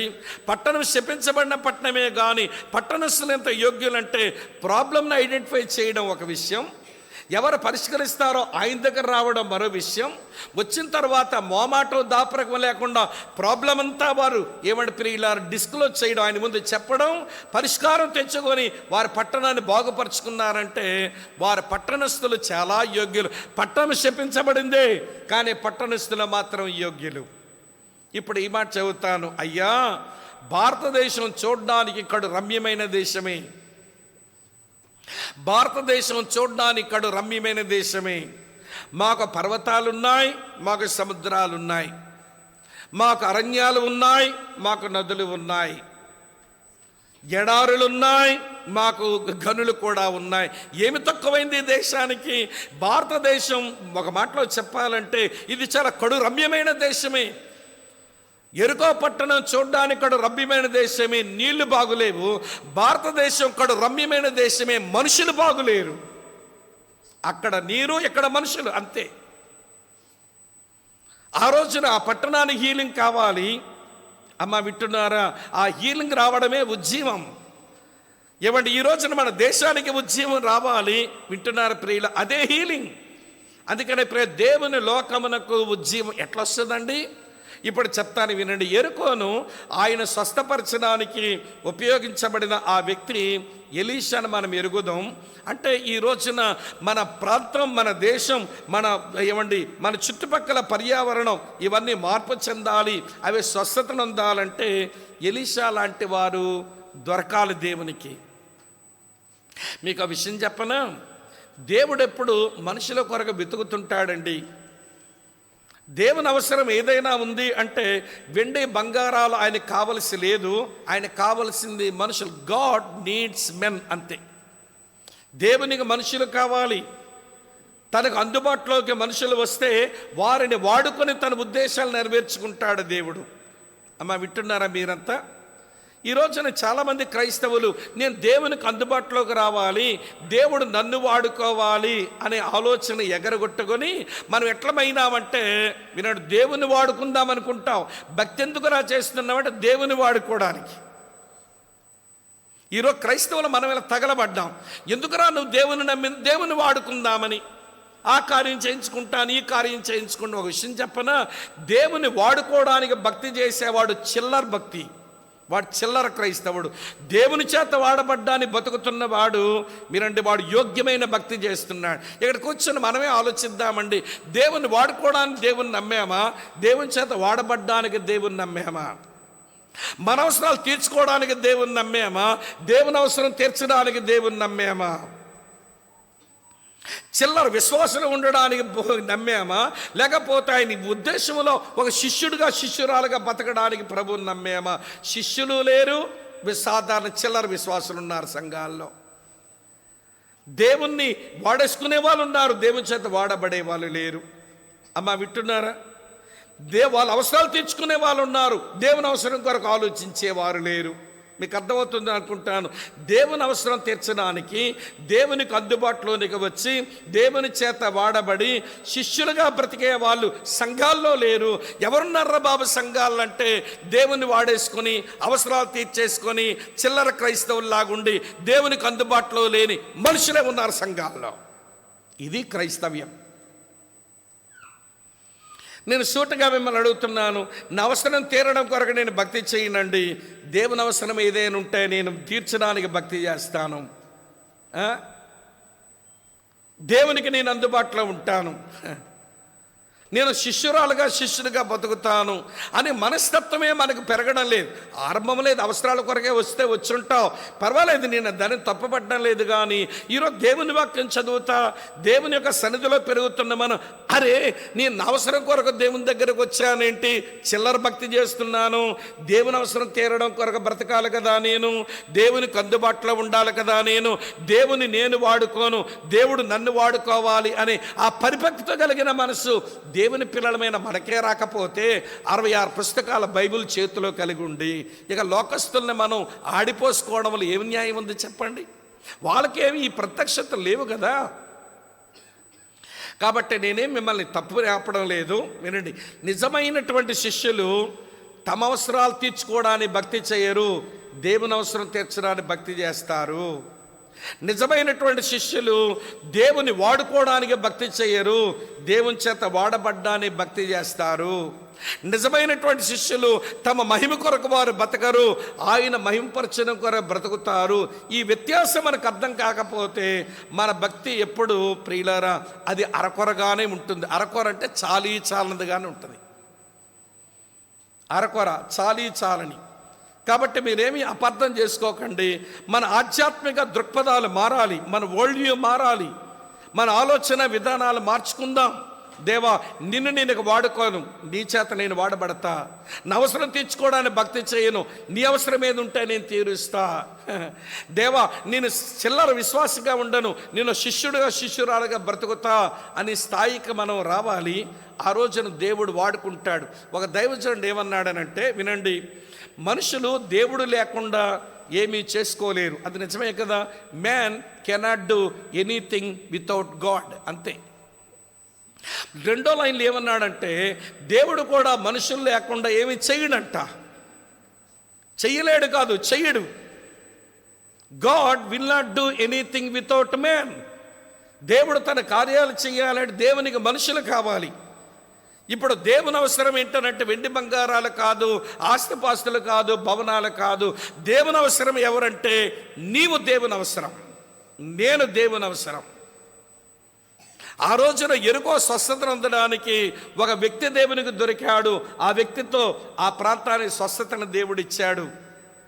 ఈ రోజున కూడా ప్రియులారా వినండి, ఈ దేశం స్వస్థతను పొందాలి, ఈ దేశ ప్రజలు మన పిల్లలు ఈ దేశంలో సుఖ సంతోషాలతో దేవుని బిడ్డలుగా మారి పరివర్తన చెంది ఈ సొసైటీకి ప్రయోజకులు కావాలనంటే వినండి, దేవునికి నువ్వు కావాలి. నువ్వు కాస్త ఎలీషా లాంటి వాడు అవ్వాలి, నువ్వు కాస్త ఎలీషా లాంటి దాని అవ్వాలి. సరే, ఈ రాత్రి వేళ ఎలీషా ఏ స్థాయిలో ఉండబట్టి ఆ ప్రాంతానికి స్వస్థత తేగలిగినాడో ఒక 3 సంగతులు చెప్పి అది మన వరకు ఎలా అప్లై చేసుకోవాలో విపులంగా చెప్తాను. నెంబర్ 1, మొదటి మాటకు రండి. రాజులు, ఇక్కడ ఉన్నారా లేదా మీరు? ఉన్నారు తల్లి. రాజులు 2వ గ్రంథం 2వ అధ్యాయంలో మనం చదివిన ఈ సంఘటనకు కొంచెం నేపథ్యంలోకి వెళ్ళి చూస్తే ఎవడు ఎలీషా ఎలాంటి వాడని దేవుడు వాడుకున్నాడు, ఈ రోజున ఎలాంటి క్రైస్తవులు దేవునికి దొరికితే దేవుడు వాడుకుంటాడు అని అనిపిస్తుందో చెప్తాను. రాజుల 2వ గ్రంథం 4వ అధ్యాయం, ఒక పేజీ తిప్పండి, 4వ అధ్యాయానికి రండి. చదువుతున్నాను 8, 9 వచనాలు. రాజులు 2వ గ్రంథం 4వ అధ్యాయం 8, 9 వచనాలు. ఒక దినమందు ఎలీషా షునేమ పట్టణమునకు రాగా అచ్చట గనురాలైన ఒక స్త్రీ భోజనమునకు రమ్మని అతని బలవంతం చేసిన గనుక అతడు ఆ మార్గమున వచ్చినప్పుడల్లా ఆమె ఇంట భోజనము చేయొచ్చు వచ్చెను. కాగా ఆమె తన పెనిమిటిని చూచి మన యొద్దకు వచ్చుచూ పోవచ్చున్నవాడు భక్తిగల దైవజనుడని నేను ఎరుగుదును. భక్తిగల దైవజనుడు అండర్లైన్ చేయండి. ఎలీషా వలన ఆ ప్రాంతం స్వస్థత నందడానికి గల కారణం ఏంటంటే ఎలీషా భక్తిగల దైవజనుడు. అమ్మ వింటున్నారు ఎవరైనా? భక్తిగల దైవజనుడు, దేవుని మనిషి. దైవజనుడు అంటే అర్థం దేవుని మనిషి అని అర్థం. అతడు భక్తిగల దైవజనుడు. ఇలా చెప్తాను వినండి, ఏముంటే ఒక మనిషి భక్తి చేస్తున్న దేవుని మనిషి అవుతాడు చెప్పండి? ఏముంటే ఒక మనిషి జీవితంలో అతడు భక్తి కలిగిన దేవుని మనిషి అవుతాడు చెప్పండి? మీకు వివరిస్తాను. కొన్ని మంచి మాటలు బాగా నోట్ చేసుకోండి. మీరు భక్తి చేస్తున్నారో లేదో మీకే తెలిసిపోతుంది ఇప్పుడు నేను చెప్పిన దాన్ని బట్టి. మేమంత భక్తి పరులమని నీకు నువ్వు అనుకుంటున్నావుగా. నేనెంత భక్తిపరుడని నీకు నువ్వు అనుకుంటున్నావుగా, పర్లేదు అనుకో, పర్వాలేదు. కానీ ఇప్పుడు చెప్తాను భక్తి అంటే ఏంటో బాగా వినండి. విలియం బూత్ అనే దేవుని సేవకుడు సాల్వేషన్ ఆర్మీ అనే పరిచర్యలో ఆర్మీలో పనిచేస్తూ సేవ చేసి ఆ రోజుల్లోనే 100కు పైగా దేశాల్లోనికి అతని పరిచర్య విస్తరించిపోయింది. అలాంటి విలియం బూత్ దగ్గర తోటి సేవకుడుగా ఒక సహోదరుడు పనిచేస్తున్నాడు. ఆయన పేరు శామ్యుయల్ లోగాన్. ఆయన మంచి మంచి పుస్తకాలు రాశాడు. అందరు బూట్లు తుడుస్తా, అమ్మా వింటున్నారా, అందరు బూట్లు తుడుస్తా సేవకులవి పరిచర్య నేర్చుకుంటూ ఎదిగిన శామ్యుయల్ లోగాన్ సర్వెంట్ అనే పుస్తకం రాసినాడు. ఆ సర్వెంట్ అనే పుస్తకంలో అతని భక్తిని గురించి ఒక 4 మాటలు చెప్పాడు. 4 మాటలు చెప్తాను. ఈ 4 అనుభవాలు ఉంటే ఏది లేకపోయినా భక్తి చేస్తున్నట్టు కాదు. అమ్మ వింటున్నారా? ఈ 4 అనుభవాలు ఉండి తీరవలసిందే. నేను భక్తిపరురాలను అనుకుంటే 4 అనుభవాలు ఉండి తీరవలసిందే. నేను భక్తిపరుడని మీరు అనుకుంటే 4 అనుభవాలు ఉండి తీరవలసిందే. 4 చెప్తాను వినండి. నెంబర్ 1, మొదటి మాట, భక్తి అనగా దేవుని మీద ఆధారపడుతూ బ్రతకడం. Godliness is depending upon God. భక్తి అంటే దేవుని మీద ఆధారపడుతూ బ్రతకడం. దేవుడు కూడా మనకి ఏది అవసరమో తెలిసిన దేవుడు ఆయా సమయాలకు ఇస్తాడు అని మన పర్వత ప్రసంగంలో యేసుప్రభుని 3 మార్లు చెప్పడం చూస్తాం. 3 సార్లు అన్నాడు ఈ మాట. మీకు ఏది అవసరమో నా తండ్రికి తెలియను, ఆయన ఇస్తాడులేండి అని చెప్పి 3 సార్లు అన్నాడండి కొండ మీద ప్రసంగంలో. కానీ అదే యేసు ప్రభు అదే పర్వత ప్రసంగంలో అడగండి ఇవ్వబడును, వెతకండి దొరుకును, తట్టండి తీయబడును అని ఎందుకు చెప్పాడో తెలుసా? వినండి ప్రియులారా, దేవుని ప్రజలు దేవుని మీద ఆధారపడుతూ బ్రతకడం నేర్చుకోవాలి. ఒకవేళ మన దేవుని మీద ఆధారపడుతూ బ్రతకపోతే మన గురించి ఇర్మియా అన్న మాట చదువుతాను చూడండి. ఇర్మియా గ్రంథం చదువుతున్నాను ప్రియమిత్రులారా, చూడండి. ఇర్మియా గ్రంథం 17వ అధ్యాయం 5వ వచనం. ఇర్మియా 17 చూడండి. యెహోవా ఎలాగ సెలవిచ్చుచున్నాడు, నరులను ఆశ్రయించి శరీరను తనకు ఆధారంగా చేసుకొనొచ్చు తన హృదయమును యెహోవా మీద నుంచి తొలగించుకున్నవాడు ఏంటట, శాపగ్రస్తుడు అని రాసి ఉంది. దేవుని మీద ఆధారపడుతూ దేవుని ఆధారంగా చేసుకుని దేవుని పిల్లల బ్రతకాలి. నరులను ఆధారంగా చేసుకుని దేవుని మీద ఆధారపడ్డం మానేస్తే మన శాపగ్రస్తులము అంటుంది వాక్యం. అమ్మ వింటున్నారా? దేవుడు ఎప్పుడు తన పిల్లలు తన మీద ఆధారపడాలని కోరుతాడు. ఎవరైతే దేవుని మీద ఆధారపడుతూ బ్రతుకుతారో వారు భక్తి చేస్తున్న వాళ్ళు. మొదటి మాట నాతో ఉన్నారమ్మా, అర్థమవుతుందని చెప్పే విషయం. మనం భక్తి చేస్తున్నాం అనుకుంటున్నాంగా, ఎన్ని విషయాలకు దేవుని మీద ఆధారపడుతున్నాం అని చెప్పండి. 1,00,000 అవసరమైంది. దేవా తండ్రి నాయన ప్రభు, దేవా తండ్రి నాయన ప్రభు, దేవా తండ్రి నాయన ప్రభు, 1,00,000 ఎక్కడి నుంచి వస్తుంది దేవా అని భలేగా ఆధారపడ్డావు. 100 రూపాయలు అవసరం వచ్చేది. తమ్ముడు 100 ఉంటే 1,00,000 దేవా తండ్రి నాయన ప్రభు, దేవా తండ్రి నాయన ప్రభు, 1,00,000 లేకపోతే ఉదయాన్ని సమస్యలో పడతానని అంత బాగా 1,00,000కి ఆధారపడ్డావే. మరి 100 రూపాయలు అవసరమైతే తమ్ముడు 100 ఉంటే అంటే 1,00,000కి ఆధారపడ్డానికి పనికొస్తాడు ఆయన, 100కే పనికిరానుడు అయిపోయాడు ఆయన. అవునా కదా చెప్పండి? 1,00,000కు నీ సమస్యను పరిశీలించడానికి కానీ సరిపోయిన వాడు 100కేమని సరిపోయినవాడు అవ్వలేదండి మనకు. దేవుడు ఎట్లాంటి వాడు తెలుసండి, చిన్న విషయాలలో తన మీద ఆధారపడే వాళ్ళ కూడా ఎదురు చూస్తాడు. పెద్దవాటిని ఎలాగ ఆధారపడతాం, మన వల్ల కాంతి ఆధారపడ సస్తామా? మరి ఆయన మీద ఆధారపడతా పెద్ద విషయాలకు, కానీ చిన్న విషయాలకు ఆధారపడతామో లేదో చూస్తాడు ఆయన. బైబిల్లో దినవృత్తాంతాల 2వ గ్రంథం 14వ అధ్యాయంలో యోధా రాజైన ఆసా మీదకు కూషీలు దండెత్తొచ్చారు. 1,000 మంది కూషీలు దండెత్తి వస్తే, దేవా మాకు సహాయం చేయడా, నీకంటే మాకు దిక్కెవడున్నాడు, నువ్వు సహాయం చేయకపోతే మాకెవరూ లేరు, నిన్నే నమ్ముకొని ఉన్నాము, నీవే మాకు సహాయం చేయ ముర్రోమని ప్రార్థన చేశాడండి ఆసా. ఇప్పుడు తన సహోదరుడు ఇశ్రాయేలు రాజైన బయషా తన మీద దండెత్తొచ్చాడు. మరి కూషీలు 1,000 మంది వస్తే, 1,000 మంది వస్తే, దేవా నువ్వే నాకు దిక్కు అని ఆధారపడితే, ఇప్పుడు ఇశ్రాయేలు రాజైన బయషా నీ మీదకి వచ్చాడు. ఇప్పుడు దేవుని మీద ఆధారపడకండి బాబు, సిరియా రాజు దగ్గరకు వచ్చి కబురు పెట్టండి సాయం చేయమని. ఇప్పుడేమో సిరియా రాజు కావాలి, అప్పుడేమో దేవుడు కావాలి. అప్పుడు దేవుడు ప్రవక్తను పంపించన్నాడు, ఈ విషయములో నువ్వు మతి తప్పి ప్రవర్తించావు. ఈ విషయంలో నువ్వు మతి తప్పి ప్రవర్తించావు. అంతమంది వస్తే సహాయం చేయగలిగిన దేవుడు ఈ కొద్ది మందికే సహాయం చేయలేని వాడు అయ్యాడా? నువ్వు మనుషులను ఆశ్రయించావు. ఆ కారణం చేత గుర్తుపెట్టుకో, యెహోవా యందు యథార్థ హృదయం కలిగిన వారిని బలపరచుడికై యెహోవా కనుదృష్టి లోకమంతంతా సంచారం చేస్తుంది. ఈ విషయమే మతి తప్పి ప్రవర్తించావు గనక ఇది మొదలుకొని నీ దేశంలో నీకు యుద్ధాలన్నాడు. ఇక మొదలుకొని యుద్ధాలే. అక్కా చెల్లి తమ్ముడన్న ఇప్పుడు చెప్పండి, భక్తి చేస్తున్నాను అంటున్నాం కదా, అన్ని విషయాల్లో దేవుని మీద ఆధారపడమే మనకు వచ్చిందంటారా? ఎంత భక్తిహీనులమో మనం, ఎంత భక్తిహీన తేలుబడి చేస్తుందో మన జీవితాల్లో. ఇది కొంచెం ఆలోచించాలని నేను మీకు జ్ఞాపకం చేస్తున్నాను. ఒక సంగతి చెప్పా. రెండో సంగతి ఏంటంటే, భక్తి అనంటే దేవునిలో ఆనందిస్తూ బ్రతకడం. Godliness is delighting in the lord. భక్తి అంటే దేవునిలో ఆనందిస్తూ బ్రతకడం. మీరు ఏమనుకోకపోతే చెప్తాను, ఈనాటి క్రైస్తవులకు దేవునిలో ఆనందించడం కంటే దేవుడు ఇచ్చిన వాటిలో ఆనందిస్తారు.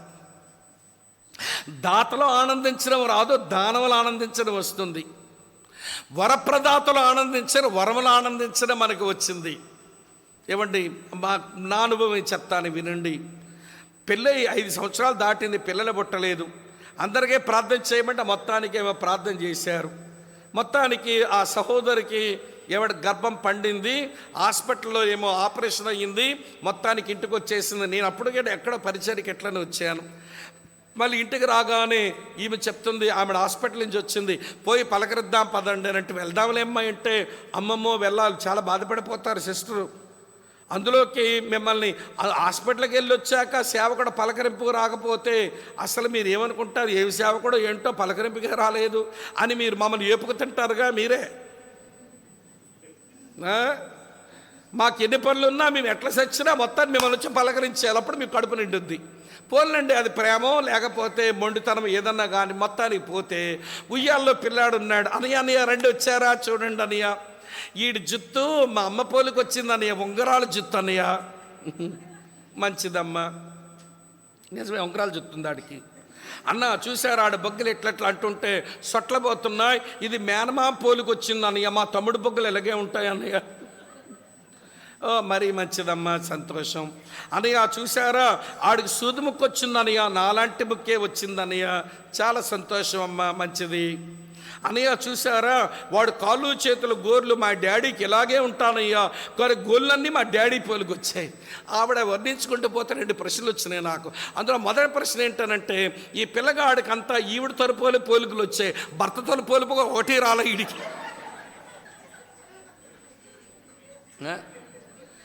భర్త తరపుల పోలికి ఏమి రాలా, అన్ని ఈవిడ గారి తరపుల పోలికలు వచ్చాయి. పోనీ సరేలేండి అనుకుందాం. రెండవది అప్పుడు మనసులో వచ్చింది, అసలు బిడ్డలు ఆనందిస్తుందా లేక బిడ్డనిచ్చిన దేవుళ్ళు ఆనందిస్తుందా అని. ఏం చూస్తారు అన్నయ్య, దేవుడు మంచి పిల్లాడిని ఇచ్చాడు కానీ అన్న సంఘం ప్రార్థించింది, దేవుడు ఎంత కనికరించారు. ఆ రోజున మేడం గారు ఏమన్నారో మీకు తెలుసు కదా, వాషౌట్ చేసేద్దామమ్మా, అంగవైకల్యంతోనే బిడ్డ పడతాడని మేడం అంటే, మేడం వీళ్ళు పిల్ల ఎంత కాలమైంది, పిల్లలేరు ఉంచండి మేడం అని మీరు ఫోన్ చేసి చెప్పారు డాక్టర్మ్మ గారికి. ఆవిడ కూడా ఏంటో మీ పిచ్చని అన్నారు కానీ దేవుడు గణపరచబడ్డాడనయ్య. ఆవిడే ఆపరేషన్ చేసి ఆ బిడ్డను తీయవలసి వచ్చినప్పుడు జాయిన్ చేసింది. కానీ ప్రసూతి టైంలో కూడా గందరగోళమే, కానీ దేవుడు మంచి ప్రసూతినిచ్చాడు. ఇవన్నీ దేవుడు చేసిన కార్యాలని. దేవుడి గురించి ఒక మాట లేదండి. జుత్తు చూడండి అన్న, బొగ్గలు చూడండి అన్న, ముక్కు చూడండి అన్న, గోళ్ళు చూడండి అన్న. ఇప్పుడు చెప్పండి, మీరు దేవుళ్ళు ఆనందిస్తుందా లేక దేవుడిచ్చిన బిడ్డలు ఆనందిస్తుందా? పోయింది, నీకు భక్తే లేదు. భక్తి మన దానం అయితే దేవుళ్ళని ఆనందించాలి. దేవుడు ఇచ్చిన వాటిలో ఆనందించుండిపోవడం కాదు. కొంతమంది, ఒక ఆవిడ గుంటూరులోకి ఇల్లు కట్టుకుందంట, సిద్దిపేట ప్రకాశ్ అని ఇంకొక అన్నయ్య వెళ్ళారు. ఆవిడ మీటింగ్ దగ్గర వచ్చి, అన్న ఇల్లు కట్టుకున్నా మీరు చూడాల్సిందే అంటే వీళ్ళు వెళ్ళిపోయారంట. పోతే మొత్తం చూడన్నా డిజిటల్ మార్బుల్ అన్నా, చూడన్నా కబ్బోర్డ్ వర్క్ ఎంత బాగా చేయించామో, మొత్తం మొదటి గది నుంచి మొత్తం అన్ని చూపిస్తే చాలా బాగా కట్టుకున్నారమ్మా, ప్రైజ్ ద లార్డ్ అని వీళ్ళు అన్న తర్వాత మా ప్రార్థన చేసి వెళ్తామంటే అప్పుడు వెళ్ళిపోతానంటున్నారు. ఏంటని వాష్రూమ్ చూడరా, వాష్రూమ్ ఎందుకమ్మా అంటే టబ్బు పెట్టించానన్నా మీరు చూడకపోతే ఎట్లా. టబ్బు బుక్ చేసి మరి తెప్పించిందంట, ఆ టబ్బు పెట్టించిందంట జలకాలు ఆడడానికి. ఆ టబ్బు మీరు చూడండి ఎట్లా వెళ్ళిపోతారన్న మీరు. ప్రియులారా వినండి, ఆమె ఈ స్థలం కొనుక్కోవడానికి దేవుడు ఎంత కార్యం చేశాడో, ఆర్థిక స్తోమత కట్టుకోవడానికి ఎలా ఇచ్చాడో, మంచి పనివారిని దేవుడు ఇచ్చాడు. ఆ దేవుని గురించిన వర్ణన ఒక మొక్క లేదండి. గచ్చు చూడండి అన్న, మార్బుల్ చూడండి అన్న, కప్బోర్డ్ వర్క్ చూడండి అన్న, ఫర్నిచర్ చూడండి అన్న, ఫాల్ సీలింగ్ చూడండి అన్న, చివరికి టబ్బు చూడండి అన్న. ఇప్పుడు చెప్పండి, దేవుళ్ళు ఆనందిస్తుందా లేక దేవుడు ఇచ్చిన ఇంట్లో ఆనందిస్తుందా?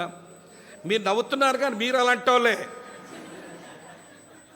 దేవుళ్ళు ఆనందించడం రాదు, దేవుడిచ్చిన వాటిలో ఆనందించుకుంటూ కూర్చుంటామండి.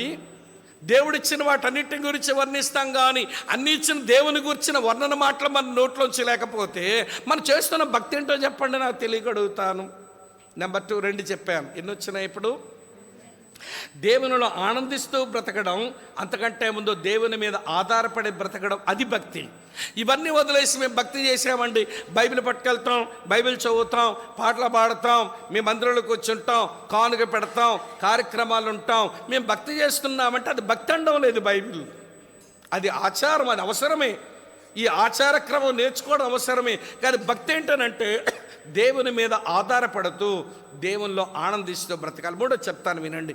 భక్తి అంటే, అమ్మ ఆలకిస్తున్నారా, దేవుని చేత నడిపించబడుతూ బ్రతకడం. Godliness is directing by God. దేవుని చేత నడిపించబడుతూ బ్రతకాలి. రోమాపత్రిక 8:14 ఉంటుంది. రోమ 8:14 పౌలు అంటాడు, దేవుని ఆత్మచేత ఎందరు నడిపించబడుదురో వారందరూ దేవుని కుమారులు అవుతారు. మనం ఏ దేవుని నమ్మామో ఆ దేవుడు తన పిల్లలను నడిపించువాడు. అందుకనే ఓ పాట రాశారు మాసిలమణి గారు, నడిపించు నానావా నడి సముద్రమున నా దేవా. ఈ మధ్యకాలంలో మరొక పాట, నడిపిస్తాడు నా దేవుడు శ్రమలోనైనా నన్ను విడువడు. అవుని దేవుడు నడిపించువాడు అన్న. దేవుని చేత నడిపించబడుతూ నేను బ్రతుకుతున్నాను. దేవుడు చాలా అద్భుతంగా నడిపిస్తున్నాడు నా జీవితాన్ని. అక్కా చెల్లి తమ్ముడన్నా వినండి, భక్తి చేయటం అంటే దేవుని చేత నడిపించబడుతూ బ్రతకడం. 3 చెప్పానుగా. 4వ సంగతి ఏంటంటే, భక్తి అనగా దేవుని కొరకు శక్తివంతులముగా ఉండడం. Godliness is being a dynamic for God. భక్తి చేయటం అంటే దేవుని కొరకు శక్తివంతులుగా జీవించడం.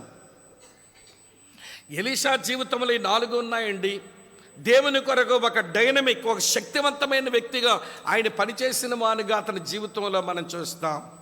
దేవుని మీద ఆధారపడుతూనే బ్రతికాడు, దేవునిలో ఆనందిస్తూనే బ్రతికినాడు, దేవుని చేత నడిపించబడుతూనే బ్రతికినాడు, దేవుని కొరకు శక్తివంతంగానే ఉన్నాడు.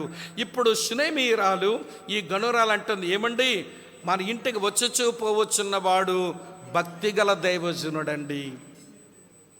ఎరుకో స్వస్థత పొందడానికి ఏమండి పనికొచ్చిన వాడు, ప్రయోజకుడైన వాడు, పరిస్థితులు మార్చిన వాడు భక్తిగల దైవజనుడు. ఈ రోజున భారతదేశంలో దాని పరిస్థితుల్లో క్షేమం కలగాలి, మన వెనకాల వస్తున్న ఈ పిల్లల జీవితాలకు మేలు కలిగించే తల్లిదండ్రులము లేకపోతే ఏమండి పెద్దలము మనమైతే వినండి, భక్తిగల దేవుని పిల్లలుగా బతికితే ఏదైనా మన స్వస్థత తీసుకురాగలుగుతాం. ఆ పిల్లలకు ఒక మంచి భవిష్యత్తునిస్తాం. ఆ పిల్లలకు మనం సరైన భవిష్యత్తుని ఇవ్వలేదనుకోండి, వారు పెరిగాక ఇక్కట్ల పాలై వారి ఇబ్బందుల పాలై సరే భక్తి చేసుకోలేనప్పుడు మా ముందున్న తరవాళ్ళు సరిగా భక్తి చేసి బతకలేదండి అని మనల్ని నేరస్తులుగా ఎంచుతారు. వాళ్ళు మనల్ని నేరస్తులను చేస్తారు. అప్పుడు మనం ఎవరమో తెలుసండి, స్పిరిచువల్ క్రిమినల్స్, ఆధ్యాత్మిక నేరస్తులం. నేరస్తులను ఏం చేయాలి? ఉరే చంపేయాలి. నేరస్తుల్ని ఉరే చంపేయాలి. అంటే ఈ తరముతో మన ఆధ్యాత్మిక నేరస్తులుగా పిలువబడి ఉరే చంపబడ్డానికే పనికొచ్చే మనుషులంగా మారతామా? ఆధ్యాత్మిక చైతన్యం రాదా? దేవుని వాక్యం వెలుగులో మన జీవితాలను మనం చూసుకోవాల్సిన ఆవశ్యకత లేదా? మీరు చెప్పండి నాకు. ఎప్పుడు భక్తిగల దైవజనులమేనా? భక్తిగల దైవజనరాలేనా? భక్తిగల దేవుని మనుషులమేనా మనం అనేది నాకు నేను, మీకు మీరు, ఎవరికి వాళ్ళమే ఆలోచించుకోవలసిన ఆవశ్యకత ఉంది. అంటే అలా బిగిసిపోతున్నారు, అరిచానా? మీరు అట్లా బిగిసిపోకండి, రిలాక్స్డ్గా వినండి. దేవుడు మనతో మాట్లాడుతున్నాడు. ఒకవేళ దేవుడే ఏమండి ఈ చోట ఉండి నొప్పితో మాట్లాడవలసి వస్తే ఆయన ఎలా అరుస్తాడని నా ఫీలింగ్, ఆ ఫీలింగ్లో చెప్పాను అంతే.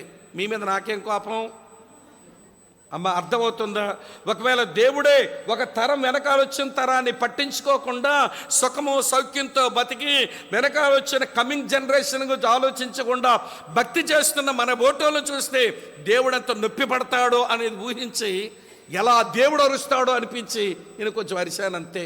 ఆయన ప్రతినిధిగా కూర్చున్నాను కొద్దిసేపు. అక్క ఈ మాటలు నాకు వర్తిస్తాయి, మీకు వర్తిస్తాయి. మన భక్తి గల దేవుని మనుషులమేనా? ఇవ్వండి, ఎలీషా భక్తి గల దైవజనుడై యెరికోకు స్వస్థతను తెచ్చాడు. ఒకటి అయిపోయింది కదండి. ఎవరు చెప్పారు? సాదాసీద అమ్మ చెప్పలా, అనాకారి అమ్మ అనలేదు ఈ మాట. ఏమంటే ధనవంతురాలు, భక్తిపర్రాలు, పెనిమిటను సంప్రదించి అన్ని పనులు చేసుకున్నమ్మ పరిశుద్ధాత్మ దేవుడు ఆమెకి ఇచ్చిన పేరు ఘనురాలు అన్నాడు. సాదాసేద అన్నమాట కాదు. అమ్మ వింటున్నారా? ఒక అలకా జలములోంచి వచ్చిన అమ్మ కాదు ఈ మాట మాట్లాడింది.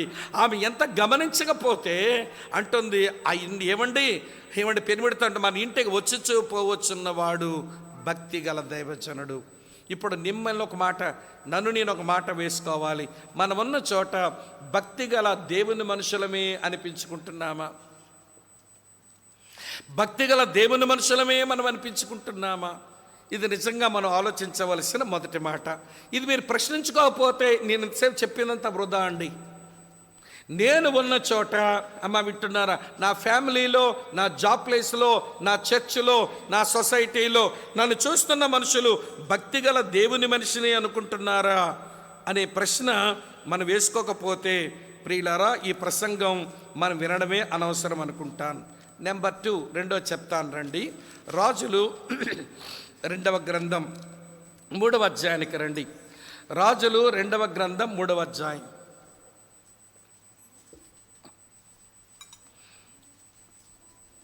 రాజులు 2వ గ్రంథం 3వ అధ్యాయం 11వ వచనం చదువుతాను వినండి.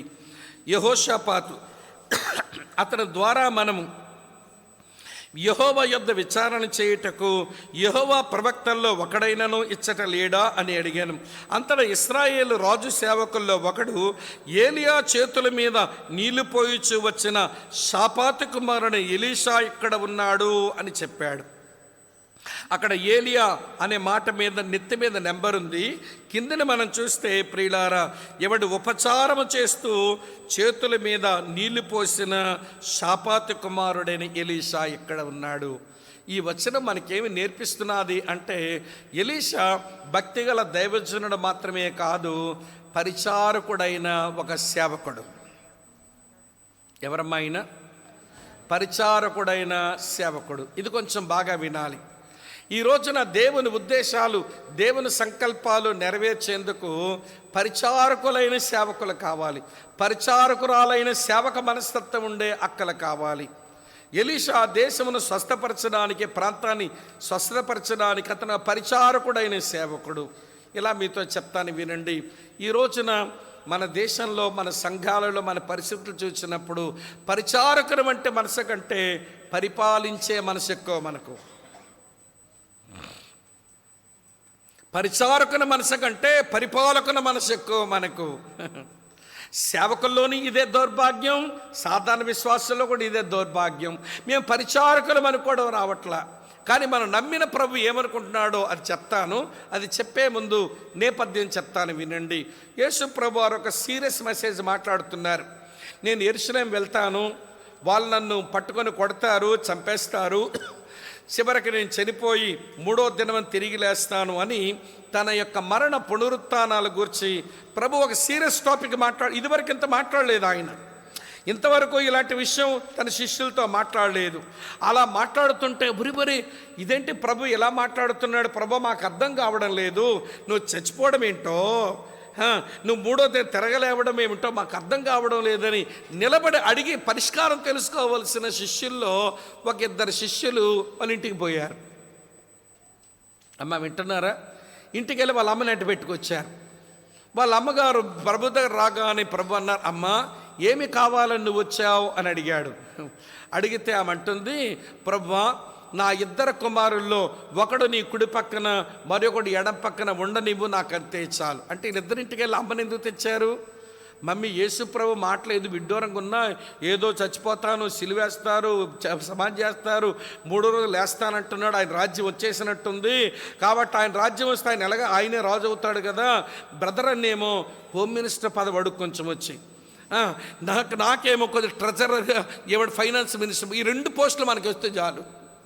హోము చెప్పండి ఏమండి, హోమ్ మినిస్ట్రీ, ఫైనాన్స్, ఈ 2 వస్తే చాలు. చర్చ భాషలో ఏంటనంటే ఆ ప్రెసిడెంట్ పదవి ఎందుకు, అది ఇప్పుడు ఏనుముద్రగాడు కదా ప్రెసిడెంట్ వాడికి సెక్రటరీ పోస్టు, ఒకటి ట్రెజరర్ పోస్ట్, ఈ 2 వస్తే మనకు అంతే చాలు. ఏసన్నారు, మీరేంటి ఇలా ఉన్నారు, మీలో ఇలా ఉండకూడదే, ఇలా ఉన్నారంటే మీరు చూడండి. ఆయన అన్నమాట చూపిస్తాను. మత్తయి సువార్త 20 అధ్యాయంలో, మత్తయి సువార్త 20 అధ్యాయం చదువుతున్నాను చూడండి ప్రియులారా. ఇలా రాసి ఉంది, మీ కొరకే చదువుతున్నాను వినండి. 26వ వచనం, మీలో అలా ఉండకూడదు, మీలో ఎవడు గొప్పవాడై ఉండగోరెనో వాడు మీ పరిచారకుడై ఉండవలెను, మీలో ఎవడు ముఖ్యుడై ఉండగోరునో వాడు మీ దాసుడై ఉండవలెను. అలాగే మనుష్య కుమారుడు పరిచారము చేయించుకుంటూ రాలేదు కానీ పరిచారము చేయుటకును అనేకులకు ప్రతిగా విమోచన క్రయధనముగా తన ప్రాణమిచ్చుటకు వచ్చెనని చెప్పాను. మనం ఏ ప్రభువుని నమ్మేమో, ఏ ప్రభువుని వెంబడిస్తున్నాం, ఆ ప్రభువే నేను పరిచారకుడు ఉండడానికి వచ్చాను రా బాబు అని చెప్పుకుంటున్నాడు. ఈ రోజున వినండి, అంటే దేవుడిచ్చిన నాయకత్వం ఉంటే అందులో ఉండి దేవుని పని చెయ్యాలి, నేను కాదని చెప్పడం లేదు, కానీ నాయకత్వం కొరకు వెంపర్లాడొద్దు, వస్తే దాన్ని వదులుకోవద్దు. దేవుడు వస్తే ఇస్తే నువ్వు చెయ్యి పని, అంతేగా నాకు నాయకరకం కావాలి అని నాయకత్వం కొరకు వెంపర్లాడొద్దు. ముందు పరిచారకుడు ఉండవు నేర్చుకో. యేసయ్య ఎంత గొప్ప పరిచారకుడు అంటే శిష్యుల పాదాల వరకు వంగి వాళ్ళ పాదాలు కడిగిన పరిచారకుడు అయ్యాడు. ఆయన ఎంత పరిచారకుడు అయ్యాడనంటే తన శిష్యుల పాదాలు కడిగా వీళ్ళంతా భోజనం దగ్గరికి వచ్చున్నారు. భోజనం దగ్గర ఏమొచ్చింది గొడవ అంటే, మనల్ని ఎవడు గొప్పోడరా, మరి పాదాలు ఇప్పుడే కడిగాడు, పాదాలు ఆయనతో కడిగించుకొని భోజనానికి కూర్చున్నాక మళ్ళీ మనలో ఎవడు గొప్పవాడని దెబ్బలాడుకుంటారేంటి? ప్రభు అన్నారు, మీలో ఎవడు గొప్పవాడని ఎందుకు దెబ్బలాడుకుంటారు? మీలో ఏమండి గొప్పవాడెవడు? భోజన పంక్తిని కూర్చుండేవాడా లేక పరిచర్య చేయవాడా? భోజన పంక్తిని కూర్చుండేవాడు కదా గొప్పవాడు. అయితే నేను మీ మధ్య పరిచర్య చేయవాని వలె ఉన్నాను, నేను టేబుల్ సర్వర్గా పనిచేస్తాను. మీకు పాదాల వరకు వంగి పాదాలు కడిగి వాళ్ళు భోజనానికి కూర్చుంటే వడ్డం చేసి నేను పరిచర్య చేయడానికి వచ్చానని ఆయన చెప్పుకుంటే పరిపాలన చేద్దామని వెంపర్లాట్లేంటో మన వాళ్ళకి. ఇప్పుడు నాతో చెప్పండి, పరిచారకుల మనస్తత్వం ఎబ్బిందా? పరిపాలకులు అయితే అందరికి కనబడతారు, పరిచారకులు అయితే ఎవరికి కనబడరు. పాలించేవారైతే తెర ముందు ఉంటారు, పరిచర్య చేసేవారు తెర వెనకే ఉంటారు. తమ్ముడు థామ్సన్ గారికి మాకు ఒక అంకుల్ తెలుసు, ఏమండి ఆయన పేరు D S Spurgeon. Herald of His Coming అనే మ్యాగజైన్కి ఎడిటర్గా ఉంటాడు. ఆయన మ్యాథమెటిక్స్ ప్రొఫెసర్, తర్వాత దేవుని సేవకు పిలువబడి డాక్టర్ క్రైటన్ కాలేజ్ అమెరికా దేశంలో చదువుకొని థియాలజీ, తర్వాత వచ్చి మంచి సేవ చేసిన మంచి దైవజనుడు. ఆయన మ్యాన్ ఆఫ్ రివైవల్. ఆయన ఏ ప్రసంగం చేసినా ఉద్యోగం కూడా చెప్తాడు. మా తరచు వస్తుంటారు అంకుల్ మా దగ్గరికి.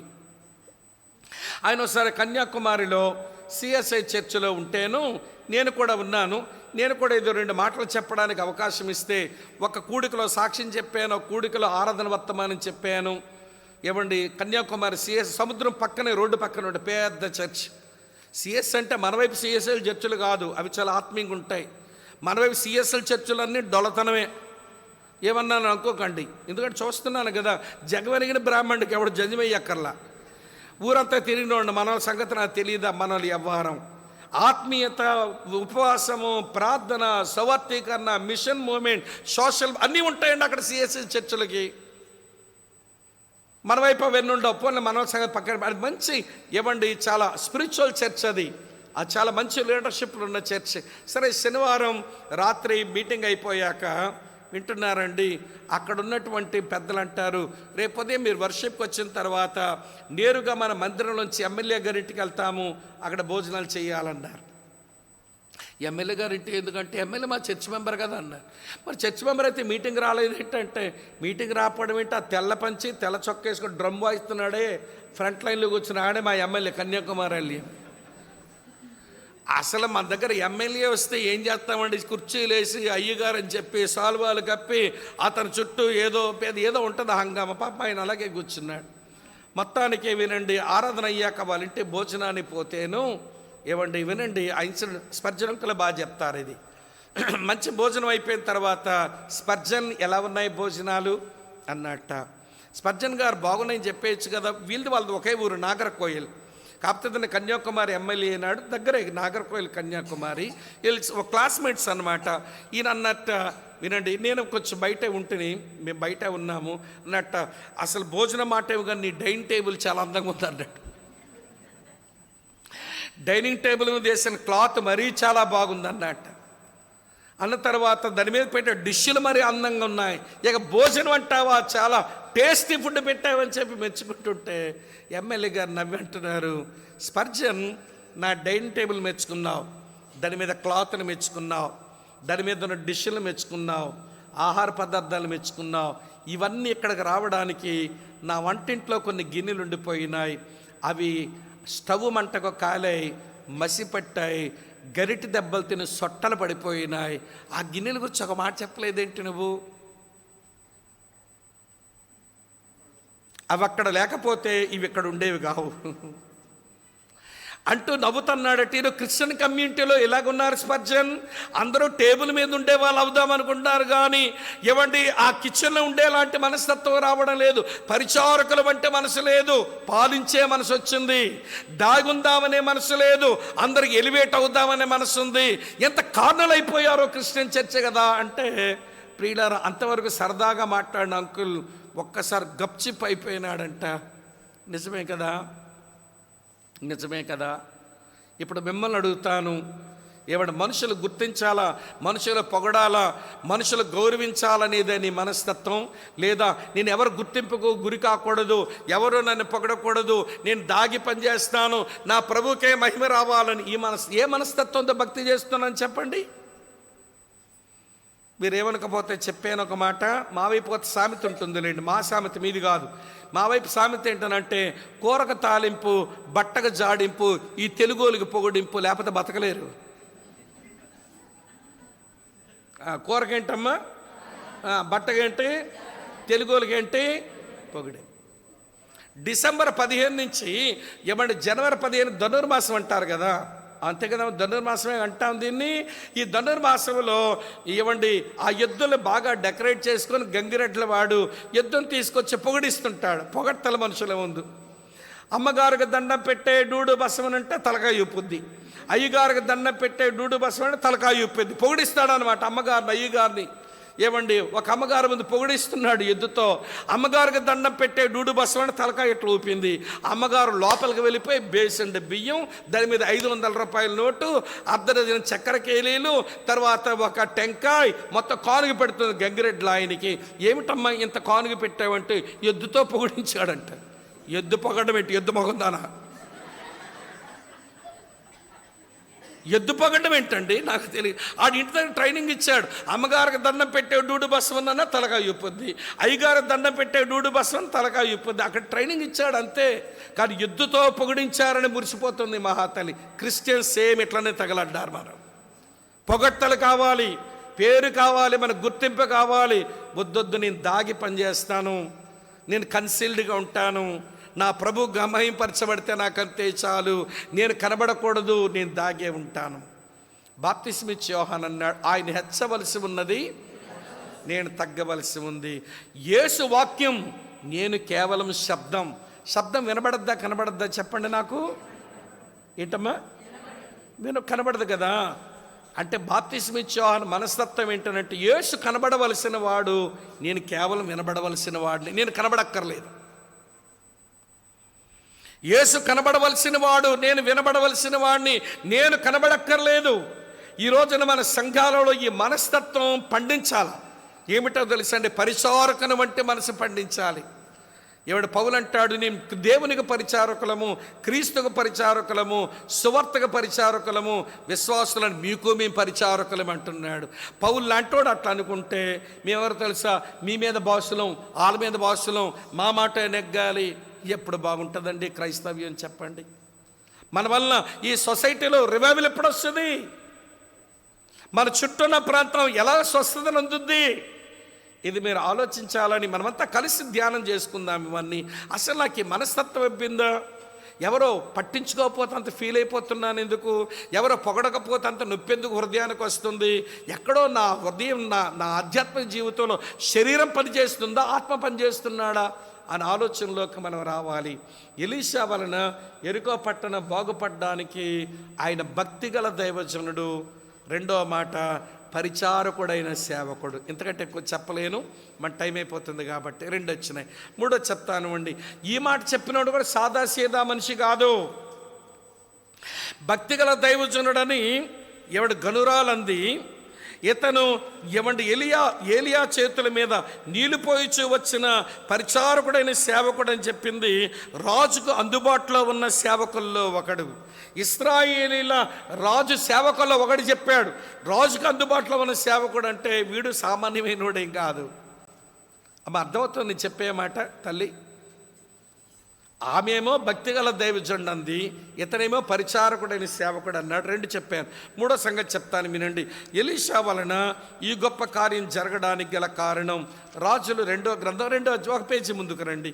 2వ అధ్యాయంలో చదువుతాను చూడండి ప్రియుల, 15వ వచనం. 2:15 చూడండి. యెరికో దగ్గర నుండి కనిపెట్టుచుండిన ప్రవక్తల శిష్యులు అతన్ని చూచి ఏలియా ఆత్మ ఎలీషా మీద నిలిచి ఉన్నదని చెప్పుకొని అతను ఎదుర్కొని పోయి అతని సాష్టాంగ నమస్కారం చేసి, ప్రియులారా వినండి, ఇక్కడ ప్రవక్తల బడులు ఉండేవి ఏలియా రోజుల్లో. ఆ బడుల్లో చదువుకునే ప్రవక్తల శిష్యుల్లో ఆ శిష్యులంతా ఎలీషాను చూసి అంటున్నారు, ఏలియా ఆత్మ ఇతని మీద నిలిచి ఉందని సాష్టాంగపడి దండం పెడుతున్నారు. పెట్టేవాళ్ళు సాదాసీదా మనుషులు కాదు, వారు ప్రవక్తల బడుల్లో దేవుని వాక్యాన్ని నేర్చుకున్న వాళ్ళే. ఎలీషా మీద దేవుని ఆత్మ ఉండడం చూశారు. అమ్మ వింటున్నారా? ఎవరండి ఎలీషా అంటే పరిశుద్ధాత్మతో నిండిన ప్రవక్త ఈయన. పరిశుద్ధాత్మతో ఉండిన ప్రవక్త ఈయన, అది వారు గుర్తించారు. ఈ రోజున యెరికో బాగుపడడానికి 3వ కారణం పరిశుద్ధాత్మతో నిండిన లేక పరిశుద్ధాత్మను కలిగి ఉన్న ప్రవక్త ఎలీషా. అందుకే అతని వలన స్వస్థ. ఈ రోజున ఇండియన్ సొసైటీకి, ఇండియన్ చర్చికి కావలసింది ఎవరు అంటే దేవునాత్మతో నింపబడిన, దేవునాత్మను కలిగి ఉన్న దేవుని ప్రజల దేవునికి కావాలి. దానికి మనమే సర్కస్ చేయనక్కర్లా, చూపిస్తాను. ఎఫెసీ పత్రిక 1:13 ప్రకారం, ఎఫెసీ పత్రిక 1:13 ప్రకారం దేవుని యొక్క ఏమండి వింటున్నారా సువార్తను, మీ రక్షణ సువార్తను మనం విని దాని విశ్వాసం ఉంచితే మన దేవునాత్మ చేత ముద్రించబడిన వాళ్ళం అవుతాము అన్నాడు. దానికి గలతీ పత్రిక 3వ అధ్యాయం 2వ వచనం కలపండి. గలతీ 3:2లో ఉంటుంది, మీరు వినుట వలన విశ్వాసం వలన ఆత్మను పొందుతరి అని అంటాడు. కనుక సువార్త విన్నాము, దాని విశ్వాసం ఉంచాము, దేవునాత్మను పొందాము. దేవునాత్మను పొందిన తర్వాత ఆయా సందర్భాల్లో ఆయా పనులు వచ్చినప్పుడు దేవునాత్మతో నింపబడిన వారం కావాలి. ఇలా మీతో చెప్తాను బ్రదర్, దేవునాత్మతో నింపబడితే ఎంత బాగుంటుందో జీవితం. నేను మీకు జ్ఞాపకం చేస్తాను వినండి. దేవునాత్మను పొందాం, దాని కొరకు మనమే సర్కస్లు చేయనక్కర్లా. సువార్త వినిపించబడింది, దాని విశ్వాసం ఉంచినాము, దేవునాత్మ లోపలికి వచ్చాడు. ఆయన వస్తూనే ఆయన చేసే పని ఏంటంటే యోహాను సువార్త 16:8 ప్రకారం ఆయన చేసిన పని ఏంటో తెలుసా? పాపమును గూర్చి, చెప్పండమ్మా, నీతిని గూర్చి, తీర్పును గూర్చి మనల్ని ఒప్పింపజేశాడు. అర్థమవుతుందండి? సరే, ఒప్పింపజేసిన తర్వాత ఆలకించండి, దేవునాత్మ లోపలిగా ఒప్పింపజేశాడు. అలాగనే వచ్చిన తర్వాత ఏం చేయిస్తాడనంటే, ఇవ్వడండి, అపొస్తలుల కార్యం 10వ అధ్యాయం 38వ వచనం ప్రకారం యేసయ్యని ఏం చేయించినాడో మనకు అది చేయిస్తాడు. యేసయ్యకి ఏం చేయించాడు పరిశుద్ధాత్ముడు అంటే ఆయన మేలు చేయుచు సంచరించేలా చేశాడు. Doing good. దేవుడు నజరేయుడైన యేసును శక్తితోనూ పరిశుద్ధాత్మను అభిషేకించనన్నది దేవుడు ఆయనకు తోడై ఉండి, అమ్మ వింటున్నారా, ఆయన మేలు చేయుచు సంచరించేలా చేశాడు. పరిశుద్ధాత్మతో నింపబడిన దేవుని పిల్లలు మేలు చేస్తూ భూమి మీద కనబడతారండి. ఇక్కడ ఒక విషయం చెప్పాలి, మనుషులు 3 రకాలు ఉంటారు. ఇక్కడ నా ముందుకు వచ్చిన మీరంతా ఏదో రకానికి చెందిన వాళ్ళు అయి ఉంటారు. మనుషులు 3 రకాలు, అందులో ఏదో రకం నువ్వు అయి ఉంటావు. ఒక రకం ఎవరంటే మేలు చేసిన వాళ్ళకి మేలు చేయడం, కీడు చేసిన వాళ్ళకి కీడు చేయడం. ఇది ఒక రకం. ఇది మానవ నైజంతో బతకడం. మనిషి ఎవడైనా ఇలా దీన్ని దేవుని ద్వారా రానక్కర్లా. మేలుకు మేలు చెప్పండి, కీడు కీడు, ఇది మానవ నైజం. దానికి దేవుని దగ్గరికే రానక్కర్లేదండి. ఇది మానవ నైజం దాదాపు అందరిలో ఉంటుంది. రెండో రకం చెప్తాను వినండి. రెండో రకం మనుషులు ఎవరంటే వినండి, మేలుకు వీళ్ళు కీడు చేస్తారు, కీడు చేస్తే ఏడంతల కీడు చేస్తారు. మేలుకి ఏం చేస్తారు? కీడు చేస్తారు. కీడు చేస్తే ఏడంతల కీడు చేస్తారు. వీళ్ళ లోపల ఉన్న నైజం ఏంటంటే రాక్షస నైజం. నా ముందు కూర్చున్న వాళ్ళు కొంతమంది ఉంటారు రాక్షసులు. మేలు చేసిన వాడికి కీడు చేస్తుంటారు. అమ్మ వింటున్నారా? మేలు చేసిన ఇక కీడు చేస్తే తెలుసో తెలియక ఇక ఏడంతల కీడు వచ్చేస్తుంది వాళ్ళ దగ్గర నుంచి. ఇది రాక్షస నైజం. ఇది మంచిది కాదు. అమ్మ వింటున్నారా? మానవ నైజం ఉంది, ఉండని, ఏమంటే అది పెద్ద గొప్పేం కాదు. ఈ రాక్షస నైజం ఉంటుంది, ఇది ఉండకూడదు. కానీ దైవిక నైజంతో బతుకుతారు కొంతమంది. వీళ్ళు ఎలా ఉంటారు అంటే, అమ్మ వింటున్నారా, మేలు చేసిన వాళ్ళకి ఏడంతల మేలు చేస్తారు, కీడు చేసిన వాళ్ళకి కూడా మేలు చేస్తారు. వీళ్ళకి వచ్చిందంతా మేలు చేయడమే. ఇలా చెప్తాను, మీకు అర్థమైపోతుంది. వింటున్నారా మీరంతా? వినండి వినండి ప్రియులారా. కాయలతో ఉన్న మామిడి చెట్టు, సేవకుడైన తమ్ముడు జాన్ బాబు గారు రాయేసి కొట్టారు కాయ గురించి. జాన్ బాబు సేవకుడు కాబట్టి నేను కాయ ఇస్తానని కాయ ఇచ్చింది. ఏంటి, ఉత్తరాయి ఎందుకులే, నా మీద ఇస్తున్న రాయి, కాయ కూడా తీసుకో బాబు అని ఇచ్చింది. నేను దుర్మార్గుడిని, నేను రాయి ఇస్తున్నాను. ఒరేయ్, ఈడు దుర్మార్గుడు నా మీద రాయి ఇస్తున్నాడు, ఈడు రాయి గీడితే కొడతాననుకోదు. ఒరే దుర్మార్గుడు రాయిచ్చి కొడితే నీ రాయి నీకు ఇవ్వలేనురా, నా కాయ కూడా తీసుకోరా. ఫలించిన చెట్టు నైజం అవతలోడు దుర్మార్గుడా మంచోడో చూడదు. కొట్టావుగా, నాకు గాయపరిచావుగా, నువ్వు మంచివాడవైనా నన్ను కొట్టావు, తీసుకో ఒక కాయ. నువ్వు చెడ్డవాడవై నువ్వు గాయపరిచావు, తీసుకో ఒక కాయ. ఫలించే చెట్టు లాంటి జీవితం ఉన్న వాళ్ళు ఎవరికైనా మేలు చేస్తారండి. మీరు ఎప్పుడైనా బెర్లిన్ వాల్ స్టోరీ చదివి ఉంటారు. బెర్లిన్ వాల్ అని ఒకటి ఉంది.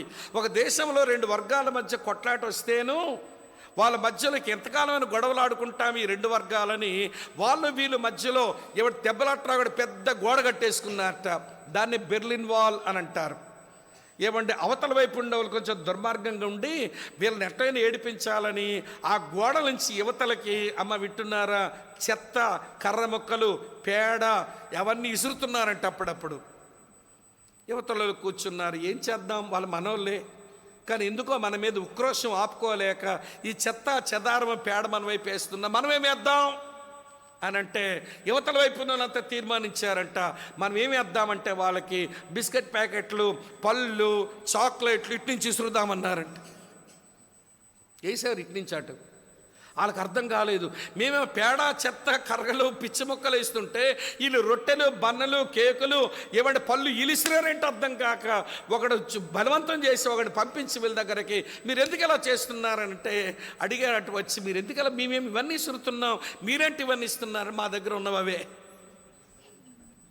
మీ మీద వేయడానికి మా దగ్గర చెత్త లేదు, మీ మీద ఇసరడానికి మా దగ్గర పేడ లేదు, మీ దగ్గర విసరడానికి మా దగ్గర కొయ్యి కాలు లేవు, మా దగ్గర ఉన్నవే మీకు ఇచ్చాం. క్రైస్తవుడు ఎట్లుండాలనంటే వినండి, అవతలోడు కీడే చేసినా అవతలోడు మేలే చేసినా మన దగ్గర నుంచి వెళ్ళవలసింది ఏంటో చెప్పండి. ఇదేనా మన క్రైస్తవ్యం చెప్పండి. ఇప్పుడు ఇది దేవుని ఆత్మతో నింపబడిన వల్ల ఇచ్చాం. అవతలోడు తెలుసో తెలియకేది అన్నాడండి, లేకపోతే తెలుసో తెలియ కీడు చేశాడండి, యువత నుంచి మేలు చేయడం మాట్లాడు, అది ఆమడ దూరం ఉంటుందండి మేలు. కానీ ముందు డైలాగులు ఎట్టా, నాకు ఆ మాట అంటాడండి, నాకే పని చేస్తాను, నాకు టైం రాదా, చూపిస్తాను ఆ రోజు నా తడాకేంటో, దులిపేస్తాను, కడిగేస్తాను, జాడించేస్తాను, ఆరబెట్టేస్తాను, ఇస్త్రీ కూడా చేసుకొని మీరు పెట్టుకోండి. మరి ఇలా టోలికి ఇవ్వాలి. సిలువ మీద పలికిన 7 మాటల్లో మొదటి మాట వాక్యం చెప్పరా అంటే తండ్రి. తండ్రి వీరేమి చేయుచున్నారో ఎరుగురు గన క్షమించని మన పెద్ద ప్రసంగం చేస్తుంది. ఆ బ్రదర్ తెలుసో తెలుగో మాట అనేసాడు. నువ్వు క్షమించడమే రానోడివి, ఆ వచనం చదవడానికే ఒళ్ళు వనకొద్దా మనకి? ప్రియులారా వినండి, దేవుని ఆత్మతో ఏమండి నడిపించబడుతున్న దేవుని పిల్లలు ఏంటి ఒప్పించబడడంతో పాటు వాళ్ళకు వచ్చిన ఒకే ఒక పని డూయింగ్ గుడ్, మేలు చేయడమే. మేలు చేయడం నేను జ్ఞాపకం చేశాను. ఎఫెసీ పత్రిక 4:1 ప్రకారం, ఎఫెసీ పత్రిక 4:1 ప్రకారం, అమ్మ వినండి బాగా ఈ మాట. ఎఫెసీ పత్రిక 4:1 ప్రకారం, కాబట్టి సమాధానం అన్న బంధము చేత ఆత్మ కలిగించు ఐక్యతను కాపాడుకున్నట యందు ఏం కలిగి ఉంటామట? శ్రద్ధ. దేవుని ఆత్మతో నడిపించబడుతున్న దేవుని పిల్లలు సమాధానం కొరకు వెంపర్లాడతారు. సమాధానం.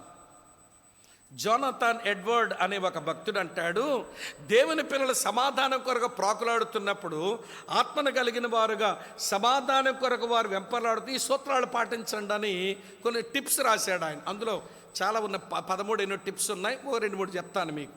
అందులో మొదటి టిప్ ఆయన ఏం రాసినాడనంటే, సమాధానం స్థాపించబోయే దేవుని పిల్లలు, ఆత్మతో ఉండే దేవుని పిల్లలు ఈ సూత్రాలు పాటించండి. మొదటి సూత్రం ఏమి రాశాడు? అది బైబిల్ అనుసారమైంది. మొదటి సూత్రం ఏంటో తెలుసండి, వినండి. ఏమన్నాడు? అగ్రీ మోర్, ఆర్గ్యూ లెస్ అన్నాడు. ఎక్కువ సమ్మతను చూపండి, వాదన ఎక్కువ పెట్టుకోకండి, సమాధానం వస్తుంది. మనం ఉల్టైంది, సమ్మతించడం ఆమడ దూరం ఉంటుంది, వాదించడానికి మాత్రం దిగిపోతాం మనం. సమాధానం ఏమొస్తుందండి? అగ్రీ మోర్, ఆర్గ్యూ లెస్ ఒకటి. నెంబర్ 2, రెండో సూత్రం ఏం చెప్పి మళ్ళీ బైబిల్లో విషయాలు, దానికి బైబిల్ వచనం ఏమి ఇచ్చాడంటే ఆమోసు గ్రంథం 3వ అధ్యాయం 3వ వచనం ఇచ్చినాడు. సమ్మత లేకుండా ఇద్దరు కూడి నడుతురా అంటాడు. రెండో టిప్ ఏం చెప్పినాడు అని అంటే, అమ్మ వింటున్నారా? లిసన్ మోర్, టాక్ లెస్ అన్నాడు. మీరు సమాధానం పొందగోరితే మీరు ఎక్కువ వినండి, తక్కువ మాట్లాడండి, మీ మధ్య సమాధానం వస్తుంది. ఊరికే గలగలా మాట్లాడి మీరు అసమాధానం తెచ్చుకోకండి అన్నాడు. ఇది కూడా బైబిల్ ఉన్న మాటే.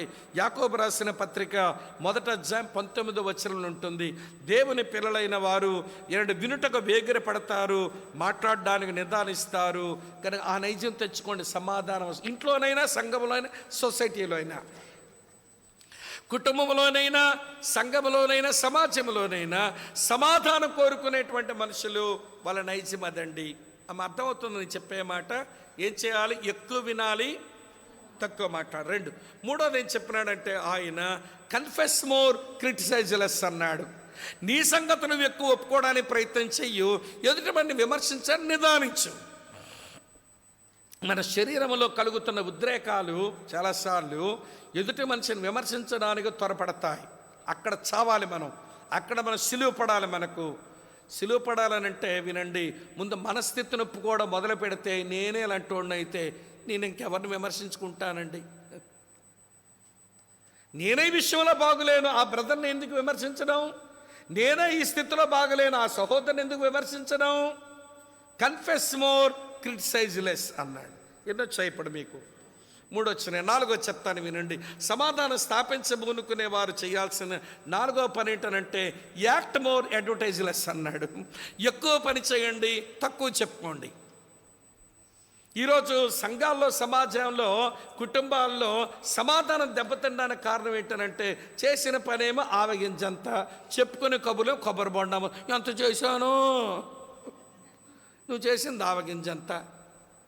ఇంకెక్కువ చేస్తున్నాడు, ఒళ్ళు మంటదా? మేము ఎంత చేసి మేము చెప్పుకోవట్లేదండి. ఆ బ్రదర్ ఎంత చేసి ఏమో చెప్పేసుకుంటున్నాడు. మేము ఎంత కష్టపడ్డా ఉండి ఇంట్లో, ఆవిడేమో ఇలా మా తోటికోడలు ఎంత చెప్పుకుంటుంది, నేను ఎంత చేస్తున్నా కానీ నేను చెప్పుకోవట్లేదు. ఈ తోటికోడలు గొడవలు ఉంటాయి చూసారు మీ దగ్గరే. ఈ తోటికోడలు గొడవ ఉంటుంది, లేకపోతే వదినా మరదల గొడవ ఉంటుంది కుటుంబాల్లో. ఈవిడ చేసింది ఆవగింజంతో ఎంత అలిసిపోతాం, రెక్కలు మొక్కలైపోతున్నాయి అంట. కర్ర పెట్టుకుని కోసేయాలి, ఆ రెక్కల మీద కర్రతో బోధి పడేయాలి వీళ్ళకి. నువ్వు చేసిన పని ఎంత, నేను ఎంతో చేశానంటే నిజంగా చేసిన వాళ్ళు గొల్లు మండదు. ఇంకేముంటుంది సమాధానం ఇంట్లో? సంఘాల్లో కూడా అంతే. ఎక్కువ చెయ్యు, తక్కువ చెప్పుకో, సమాధానం స్థాపిస్తా. ఇలాంటి చాలా ఉన్నాయి, ఇక అవన్నీ వద్దులేండి, మన టైం లేదు కాబట్టి. కానీ దేవుని ఆత్మతో ఉన్నటువంటి వారు సమాధానము స్థాపించబోతారు. ఎలీషా వలన ఆ ప్రాంతం స్వస్థత నందడానికి గల కారణం అతని ఆత్మతో బ్రతుకుతున్న దేవుని ఒక ప్రవక్త, పరిశుద్ధాత్మతో బ్రతుకుతున్న ప్రవక్త. ఈ రోజున ఈ చుట్టూ ఉన్నటువంటి లోకం తిరిగి ఉజ్జీవింపబడి పరిస్థితులు మారాలి, ఇవి స్వస్థతను పొందాలి లోకం అనుకుంటే, అమ్మ వింటున్నారా, భక్తిగల దేవుని మనుషులం అవ్వాలి. రెండవ మాట, పరిచర్య చేసే సేవకులం కావాలి. మూడవ మాట, పరిశుద్ధాత్మతో నిన్న దేవుని ప్రజలం ప్రభు కృపిస్తాడు, మనకి ఇష్టం ఉంటే ఆ కృపిస్తాడు. అలా మారితే వినండి ప్రియుడు, స్వస్థత తెస్తాం. సరే, ఎలీషా ఇలాంటి వాడు, ఇంకా అతని గురించి చాలా చెప్పొచ్చు, స్ట్రెంగ్త్లు వీక్నెస్లు చాలా ఉంటాయి, మాట్లాడలేం. కానీ ఈ 3 మంచి లక్షణాలతో ఎలీషా కోరింది ఏంటి? బాబా, కొత్త గుండ తీసుకురండి, దాని నిండా ఉప్పేయండి అన్నాడు. వాళ్ళు కొత్త కుండ తెచ్చారు, నిండా ఉప్పేశారు. ఒక దైవజనుడు ఏమన్నాడంటే, కొండ నిండా ఉప్పు లేకపోతేనే ముప్పు అన్నాడు. కొండ నిండా ఏముండాలి? లేకపోతేనే ముప్పు వస్తుందట. సరే, కొత్త కొండ ఏంటో ఉప్పేంటో తర్వాత చెప్తాను. ఆ కొత్త కొండలో ఉన్న ఉప్పంతా తీసుకొచ్చి నీటి ఓటల దగ్గర వేశాడు. నీటిలో వేస్తే కొట్టుకుపోను, ఓటల దగ్గర వేశాడు, మూలాల దగ్గర వేశాడు. నీరు స్వస్థతను పొందడానికి, మార్పు చెందడానికి అక్కడ నుంచి ఇక నీరు మంచి నీరు వచ్చి రావడం మొదలుపెట్టింది. ఆ కారణం చేత భూమి సారం పొందింది, మరి ఎరుకో పట్టణం ఆశీర్వదించబడింది. ఇది ఎంత మంచి అనుభవమో ఇప్పుడు చెప్తాను వినండి. ఇది మనకి క్రైస్తవులకు మనం అప్లై చేసుకోవడం కొరకు ఒక లైన్ చెప్తాను వినండి. ఏలియా వెళ్ళిపోయాడు, అవునా? ఎలీషాకు ఆత్మను అనుగ్రహించినాడు, దుప్పటిని అనుగ్రహించినాడు. ఎలీషా ఆత్మను కలిగి దుప్పటిని కలిగి ఉండి అతను పరిచయం చేస్తుంటే అతని చేతిలో కొత్త గుండ పెట్టారు. ఆ కొత్త గుండ నిండా ఉప్పు ఉంది, ఆ ఉప్పుతో స్వస్థత వచ్చింది. మళ్ళీ చెప్పిన లైన్, ఎలీషా కొత్త కుండ నిండా ఉప్పు, సారమన్న ఉప్పు, స్వస్థత వచ్చేసింది కదా. ఇది లైన్. దీన్ని ఇంటర్ప్రెట్ చేస్తాను వినండి. ఏలియాలో మన ప్రభు అయిన యేసుక్రీస్తును చూడొచ్చు. ఏలియా ఆరోహణమైనట్టు యేసయ్య కూడా ఆరోహణమైనాడు. ఎలీషాలో క్రైస్తవ సంఘం, మన సంఘాన్ని పెట్టుకుందాం. ఎలీషా మన సంఘం అంటే, సంఘం ఎట్లుండాలంటే దేవుని ఆత్మతో, అమ్మ వింటున్నారా, పరిచారకుని వంటి మనస్తత్వంతో భక్తి చేస్తున్నటువంటి సంఘం అయితే, ఎలీషా లాంటి సంఘం అయితే, అమ్మ ఆలకిస్తున్నారా? ఇప్పుడు ఏలియా పోతా పోతా ఆత్మను దుప్పటినిచ్చినట్టు యేసయ్య పోతా పోతా సంఘానికి ఆత్మనిచ్చాడు, దుప్పటిచ్చాడు. దుప్పటి అంటే ఏంటో తెలుసా? తన నామమే దుప్పటి కొట్టు, యేసు నామములో దుప్పటి కొట్టు. దుప్పటి వచ్చింది, ఆత్మ వచ్చింది. ఆత్మ లేకుండా దుప్పటి కొట్టద్దు, ఏం జరగదు. కొంతమంది ఆత్మ సన్నిధిని అనిపించి ఉత్తు దుప్పటి కొడుతుంటారు. In the name of Jesus, రికంద్రేను కొడుతుంటే ఏం జరుగుతుంది? వాళ్ళకాడు దెయ్యాలు తిరిగి మీద పడుతున్నాయి. దుప్పటి కొట్టే ముందు ఆత్మను కలిగి ఉంటవో లేదో చూసుకోవాలి. ఆత్మను కలిగి నీవు ఆ నామాన్ని దుప్పటిని కొట్టడం కూడా చేత కావాలి. కనుక ఎలీషాలో, అమ్మ వింటున్నారా, క్రైస్తవ మన సంఘాలను చూసుకుంటే ఇప్పుడు ఎలీషా చేతిలో కొత్త కొండ ఉంది. ఇప్పుడు సంఘం చేతిలో కొత్త జన్మ పొందిన క్రైస్తవులుంటే, దేవుని పిల్లలుంటే, కొండ నిండా ఏముంది? ఉప్పు ఉంది. అలాగని క్రైస్తవుల నిండా ఆధ్యాత్మికత సారం ఉంటే వీళ్ళని ఎక్కడ పోస్తే అక్కడ హీలింగ్ వస్తుందండి. వాళ్ళు ఎక్కడ పడేస్తే అక్కడ హీలింగ్ వస్తుంది. హీలింగ్ అనేది వినండి ప్రియమైన సంఘం ప్రియులు నడిచిపోదండి. సంఘంలో మనుషులంతా చెదరి మనం ఎక్కడ దేవుడు పంపితే అక్కడ ప్రియులారా వినండి, మనం స్వస్థతను తీసుకొని రావాలి. సారమున్న కొత్త కొండవు నువ్వైతే, నీవు కాస్త సంగమ చేతిలో ఉంటే, ఆ సంగమ కాస్త దేవుని ఆత్మతోనూ ప్రియులారా కలిగి ఉండి దేవుని కుమారుని నామాన్ని ఉపయోగించుకుంటూ ఉంటే ఈ దేశమున స్వస్థత రాదా? కనుక వినండి, దేవుని లోకం ఇది ఉజ్జీవింపబడాలనంటే నీవు కావాలి, సారమున్న కొత్త కుండవు కావాలి. నువ్వు కాస్త సంగమ చేతిలో ఉండాలి. సంగమ కాస్త ఆత్మతోనూ దేవుని కుమార నామంతోనూ పనిచేస్తూ ఉంటే ప్రియుల అద్భుతమైన కార్యాలు మన చుట్టూ ఉన్న లోకంలో మనం చూస్తాం. అలాంటి రోజుల కొరకు ప్రార్థిద్దాం, అలాంటి రోజుల కొరకు ఏడుద్దాం. ప్రభా, మా చుట్టూ ఉన్న లోకం కలుషితం అవుతుంది రోజు రోజుకి. ఒకవైపు నైతిక అవినీతి, మరోవైపు సాంఘిక అవినీతి, మరోవైపు ఆధ్యాత్మిక అవినీతి, మరోవైపు రాజకీయ అవినీతి, ఇవన్నీ మా దేశాన్ని కారు మేఘం కమ్మినట్టు కమ్మేస్తున్నాయి. ఈ మేఘాన్ని మా తరములో మేము పటాపంచలు చేయకపోతే ఆ కారు మేఘాల్లో కూరుకుపోతారు మా పిల్లలు. ఆ కారు మేఘాల కింద కూరుకుపోతారు మా పిల్లలు. వెలుగంటేటో తెలియని రోజులు వస్తాయేమో. న్యాయాధిపతుల దినాల్లో అదే వచ్చింది. న్యాయాధిపతుల గ్రంథం 2వ అధ్యాయం 10వ వచనంలో భక్తుడు రాశారు, యెహోవానైనను ఆయన చేసిన కార్యములైనను ఎరగని ఒక తరము పుట్టిందంట. అబ్బా, ఎంత విచారకరమైన విషయం. మన సంఘాల నుంచి, మన ప్రాంతాల నుంచి దేవునినైనను దేవుడు చేసిన కార్యాలైనను ఎరగని ఒక తరం పుట్టే ప్రమాదం వస్తుంది. కారు మేఘాలు కమ్మేసుకుంటున్నాయి. ఈ రోజున మనం చైతన్యవంతులం కాకపోతే, హీలింగ్ కొరకు మనం ఉపయోగించబడకపోతే, వినండి, మన పిల్లలకు కారు మేఘాలు అంధకారం కమ్మేసి వెలుగేంటో తెలియని రోజుల్లోకి వస్తామేమో. అమ్మ, వింటున్నారా మీరంతా? కనుక ప్రభువా, నన్ను వినండి, ఎలీషాలా చెయ్యి. మా సంఘాన్ని ఒక ఎలీషాలా ఉంచు. ఏమండి, ఎలీషా చేతిలో కొత్త కుండ ఉన్నట్టు మా సంఘం చేతిలో నేను కొత్త కుండలాగా ఉంచు. కుండలో ఉప్పున్నట్టుగా నాలో ఆధ్యాత్మిక సారం ఉంచు. నన్ను ఎక్కడ నువ్వు పోస్తే నేను అక్కడ నీ కొరకు ఫలిస్తాను ప్రభువా. స్వస్థత తీసుకొస్తాను.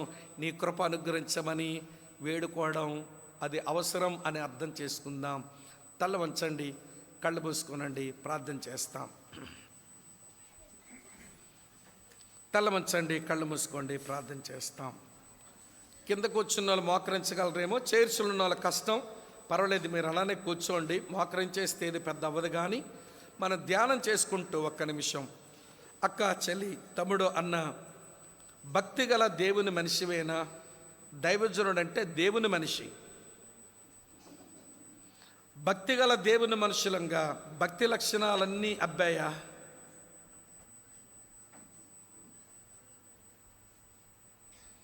పరిచారకులమైన సేవకులమైన ప్రభుత్వాలు చేద్దామన్న మనసు వస్తుంది, పరిచారకులమవుదామన్న మనసు రావడం లేదు. మనుషులు గుర్తించి, గమనించి, గౌరవించాలని ఆకలి పెరుగుతుంది. నన్ను ఎవరు పట్టించుకోకుండా నా ప్రభువుని పట్టించుకుంటే చాలు. నేను తెర వెనకాలే ఉంటాను. వంటింట్లో కాలిపోతున్న గిన్నెలాగా, మసిపెట్టిన గిన్నెలాగా, గరిటి దెబ్బలు తిన్న గిన్నెలాగా వంటగదిలోనే మిగులుతాను. డైనింగ్ టేబుల్ మీద గిన్నెలు డైనింగ్ టేబుల్ మీద ఉండని. దేవుడు వాటికి భాగ్యం ఇచ్చాడు, నాకు ఇదే భాగ్యం ఇచ్చాడని వంటగదిలో ఎవరు కనబడకుండా ఉన్న పాత్రల్లాగా పరిచారకులమైన సేవకులమవుదామా? దేవుని ఆత్మతో నింపబడిన వారమై ఒప్పించబడవలసిన విషయాలు ఒప్పించబడి, ప్రియులారా, సమాధానం కొరకు ఆరాటపడుతూ మేలు చేసే లక్షణాలు కలిగి బతుకుదామా? మంచోడు రాయిసిరినా, చెడ్డోడు రాయిసిరినా, సేవకుడు రాయిసిరినా, సాధారణమైన మనిషి రాయి విసిరినా, ఫలించే చెట్టు లక్షణం కాయనివ్వడమే. మా దగ్గర అదే ఉంది, నా దగ్గర అదే ఉంది. బెర్నిల్ వాళ్ళలో సౌత్లో ఉండేవాళ్ళు అంటున్నారు, మీరు పేడ విసిరినా, మీరు కర్ర ముక్కలు విసిరినా, గడ్డి విసిరినా మీరు విసరండి, కానీ మేము అవి విసరలేము. మా దగ్గర ఉన్నది మీకు మేలు కలిగించేవే మా దగ్గర ఉన్నాయి. ఇలాంటి మనస్తత్వం దేవుని పిల్లలకి ఎప్పుడు వస్తుంది? ప్రియులారా, ఏలియా వెళ్ళిపోయాడు, ఎలీషాను ఎక్విప్ చేశాడు. ఎలీషా చేతిలో కొత్త కుండ పడింది. కొత్త కుండ నిండా ఉప్పు ఉంది, ఆ ఉప్పులో సారం ఉంది. యేసయ్య వెళ్ళిపోయాడు, క్రైస్తవ సంఘాన్ని ఎక్విప్ చేశాడు. ఆ సంఘం చేతిలో మనం కొత్త కుండలమైతే, అందులోపల ఆత్మీయతను మనం కలిగి ఉంటే, ఆత్మీయత కాస్త సారము కలిగిందైతే, సారమున్న మన ఆత్మీయత అనేక స్థలాలకు స్వస్థత తెచ్చిపెట్టాలి. అనేక మందిని ఆధ్యాత్మిక సారాన్ని చూసి చేదైన వారు కాస్త వారు తీపిగా మారాలి. నిస్సారమైన వారు కాస్త సారాన్ని పొందాలి. అనారోగ్య స్థితిలో ఉన్నవారు కాస్త వారు ఆధ్యాత్మిక ఆరోగ్యాన్ని పొందాలి. అక్క, చెల్లి, తమ్ముడు, అన్న, దేవునికి నువ్వే కావాలి. దేవుని వాడుకోవడానికి భక్తి చేశావేమో ఇంతకాలం, చాలు ఆ భక్తి. దేవుని చేత వాడబడ్డానికి భక్తి చేద్దాం. మన అవసరాలు తీర్చుకోవడానికి భక్తి చేశాం ఇంతకాలం, చాలు దేవుని అవసరం తీర్చడానికి భక్తి చేద్దాం. సాధారణ పిల్ల విశ్వాసుల్లాగా బతికాం, చాలు ఇప్పుడు శిష్యుల్లాగా బ్రతుకుదాం, శిష్యుల్లాగా బ్రతుకుదాం. దేవా, నా అవసరం కొరకు నేను భక్తి చేయను, నీ అవసరం తీర్చడానికి భక్తి చేస్తాను. దేవా, నేను వాడుకుంటూ భక్తి చేశాను ఇన్నాళ్ళు, ఇక నీ చేత వాడబడుతూ భక్తి చేస్తాను. సాధారణ విశ్వాసిగా బ్రతికాను, పిల్ల విశ్వాసిగా, ఇప్పుడు నీ శిష్యుడిగా శిష్యురాలుగా బ్రతుకుతాను. నీ కృప నాకు ఇవ్వవా, నన్ను వాడుకోవని ప్రార్థన చేసుకుందాం. ప్రేమ కలిగిన మా ప్రియమైన తండ్రి, ఈ 2 దినాలు మీరు మాకు ఇచ్చిన ఈ చక్కని ఆత్మ సంబంధమైన కూడికలను బట్టి వందనాలు. నిన్ను, నీ వాక్యాన్ని, పరిశుద్ధుల సావాసాన్ని ప్రేమించి నీ బిడ్డలు ఎక్కడెక్కడి నుంచో వచ్చారు, స్థానిక సంఘం నుంచి విశ్వాసులు రాగలిగారు. మేమంతా కలిసి నాయన మరియ మీ పాదాల దగ్గర కూర్చున్నట్టుగా మేము మీ పాదాల దగ్గర కూర్చుని నీ మాటలు విన్నాం. కొన్ని మాటలు మా గుండెలు పొడుస్తున్నాయి, కొన్ని మాటలు మమ్మల్ని ఏడిపిస్తున్నాయి, కొన్ని లేఖన భాగాల వెలుగులో మేము బాగులేమని మాకు తెలిసింది. క్షమించండి ప్రభువా, క్షమించండి, మమ్మల్ని సవరించండి. మేమున్న మా భారతదేశపు లోకానికి మేము స్వస్థతను తీసుకొచ్చే సారమగలిగిన ఉప్పులాగా మమ్మల్ని చేయండి. సారహీనమైపోయిన సమాజానికి సారం ఇవ్వడం మాకు నేర్పించండి. మేము మా స్థానిక సంఘం చేతిలో ఉండినట్లుగా చేయండి. మా సంఘాలు ఏలియాలాగా బ్రతకడానికి సహాయం చేయండి. పరమ తండ్రి, మమ్మల్ని దీవించుము. స్థానిక సంఘం కొరకై ప్రార్థన చేస్తున్నాను. అంకుల్ బాలస్వామి గారిని బట్టి వందనాలు. ఈ వయసులో కూడా చురుకుగా నీ సేవ చేస్తూ ఉన్నారు, మీకు వందనాలు. కుమారులు ఇద్దరూ ప్రయాసపడుతున్నారు. వారికి జతగా కొంతమంది ప్రియులను, బాధ్యత గల సహోదర సహోదరులను ఇచ్చారు. మెట్టుకు సంఘం నానాటికే వృద్ధిపరచము. సంఘం యొక్క సరిహద్దుల విశాలపరచండి. ఇది ఒక స్వస్థతను కలిగించే, ఆధ్యాత్మిక స్వస్థతను కలిగించే ఒక కేంద్రంగా ఈ మందిరాన్ని మీరు వాడుకొనండి. నీ బిడ్డలు పడుతున్న ప్రయాసకు ఫలం ఇవ్వండి. ఈ 2 దినాలు నేను కూడా వచ్చి నీ వాక్యంతో ఈ ప్రజలకు సేవ చేయగలిగాను. నువ్వేం చెప్పడానికి నాకు మనసులో ప్రేరణ ఇచ్చావో, తలంపులు ఇచ్చావో మరుగు చేయకుండా, మొహమాట పడకుండా చెప్పగలిగాను. మా సహోదర సహోదరులు అర్థం చేసుకొని పరివర్తన చెంది రూపాంతరం నుండి అనేకులకు ప్రయోజనంగా ఉండినట్లుగా ప్రభువా మీరు కార్యం చేయండి. మేలుతో నింపండి. 2025 సంవత్సరం ఆరంభంలో మేమున్నాం. ఈ ఆరంభంలో ఈ సత్యాలు మా బ్రతుకులో నిలవనివ్వండి. ఈ ధ్యానాలు కొంతకాలం మనసులో మెదలివ్వండి. మాలో మార్పు వచ్చేంత వరకు ఈ వచనాలు, ఈ తలంపులు, ఈ ఉదాహరణలు మమ్మల్ని వెంటాడనివ్వండి. కృపాకార్యం చేయండి. మహిమ కేవలం మందరి ద్వారా మీరే పొందండి. మాకు కాదు యెహోవా, మాకు కాదు, నీ నామానికే ఘనత ప్రభావాలు మహిమ కలుగునుగా కానీ ప్రార్థిస్తున్నాం. కనికరించము, కటాక్షించము. ప్రభు నామంలో ప్రార్థిస్తున్నాము తండ్రి. తండ్రి అయిన దేవుని ప్రేమ, కుమారుడని యేసుక్రీస్తు వారి కృప, పరిశుద్ధాత్మనన్యుని సావాసం సదా మనకును, మన కుటుంబాలకును, మన స్థానిక సంఘాలకును, సార్వత్రిక సంఘానికి సదా తోడు ఉండి నడిపించి ఆయనే మహిమ పొందునుగాక. ఆమేన్. Thank you.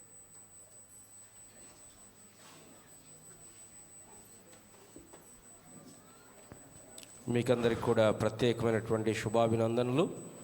మరి దేవుని వాక్యాన్ని ప్రేమించి దేవుని వాక్యం కూర్చున్నాను.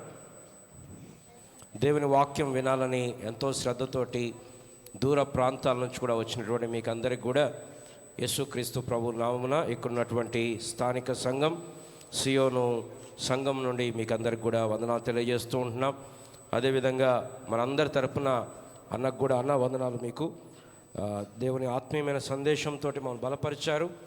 సో ఇంకా ఎక్కువ మనం చెప్పలేము, కానీ అన్న యొక్క ఆరోగ్యం గురించి బాగా ప్రార్థించండి. మీరు చూస్తున్నారు, కాలు విషయంలో కూడా ఎంతో 2019లో మేము మొదటిసారి ఇక్కడ టీచింగ్ ప్రోగ్రాం పెట్టాం సేవకులకని. 2019లో అన్న బయలుదేరారు. నాకెవరో ఫోన్ చేశారు, బ్రదర్ స్వామి గారు బయలుదేరారు, కానీ ఆయనకు 105 డిగ్రీల జ్వరం ఉంది, మీరు దయచేసి రావద్దని చెప్పండి అన్నారు. నాకేవాడు పరిచయం కూడా లేదన్న. థామ్సన్ పరిచయం చేశాడు. అట్లా 105 డిగ్రీల జ్వరంతోనే అన్న వచ్చారు. అన్న ఆగట్లేదని అక్క కూడా కారు వేసుకొని, అన్న ట్రైన్లో వచ్చారు, అక్క కారు వేసుకొని పొద్దున కల్లా అక్కకి అమ్మ వచ్చారు. ఇక మన దగ్గర డాక్టర్లు వీళ్ళు ఉండబట్టి అట్లానే ట్రీట్మెంట్. నేను అనుకున్నాను కదా మరి అన్నకంత బాగాలేదు కదా, మరి ఒక 10 నిమిషాలు చెప్పి వెళ్ళిపోతారేమో అనుకున్నాను. మళ్ళీ ఇక అప్పట్లాగానే స్టార్ట్ అయింది సెషను. 1 hour 45 minutes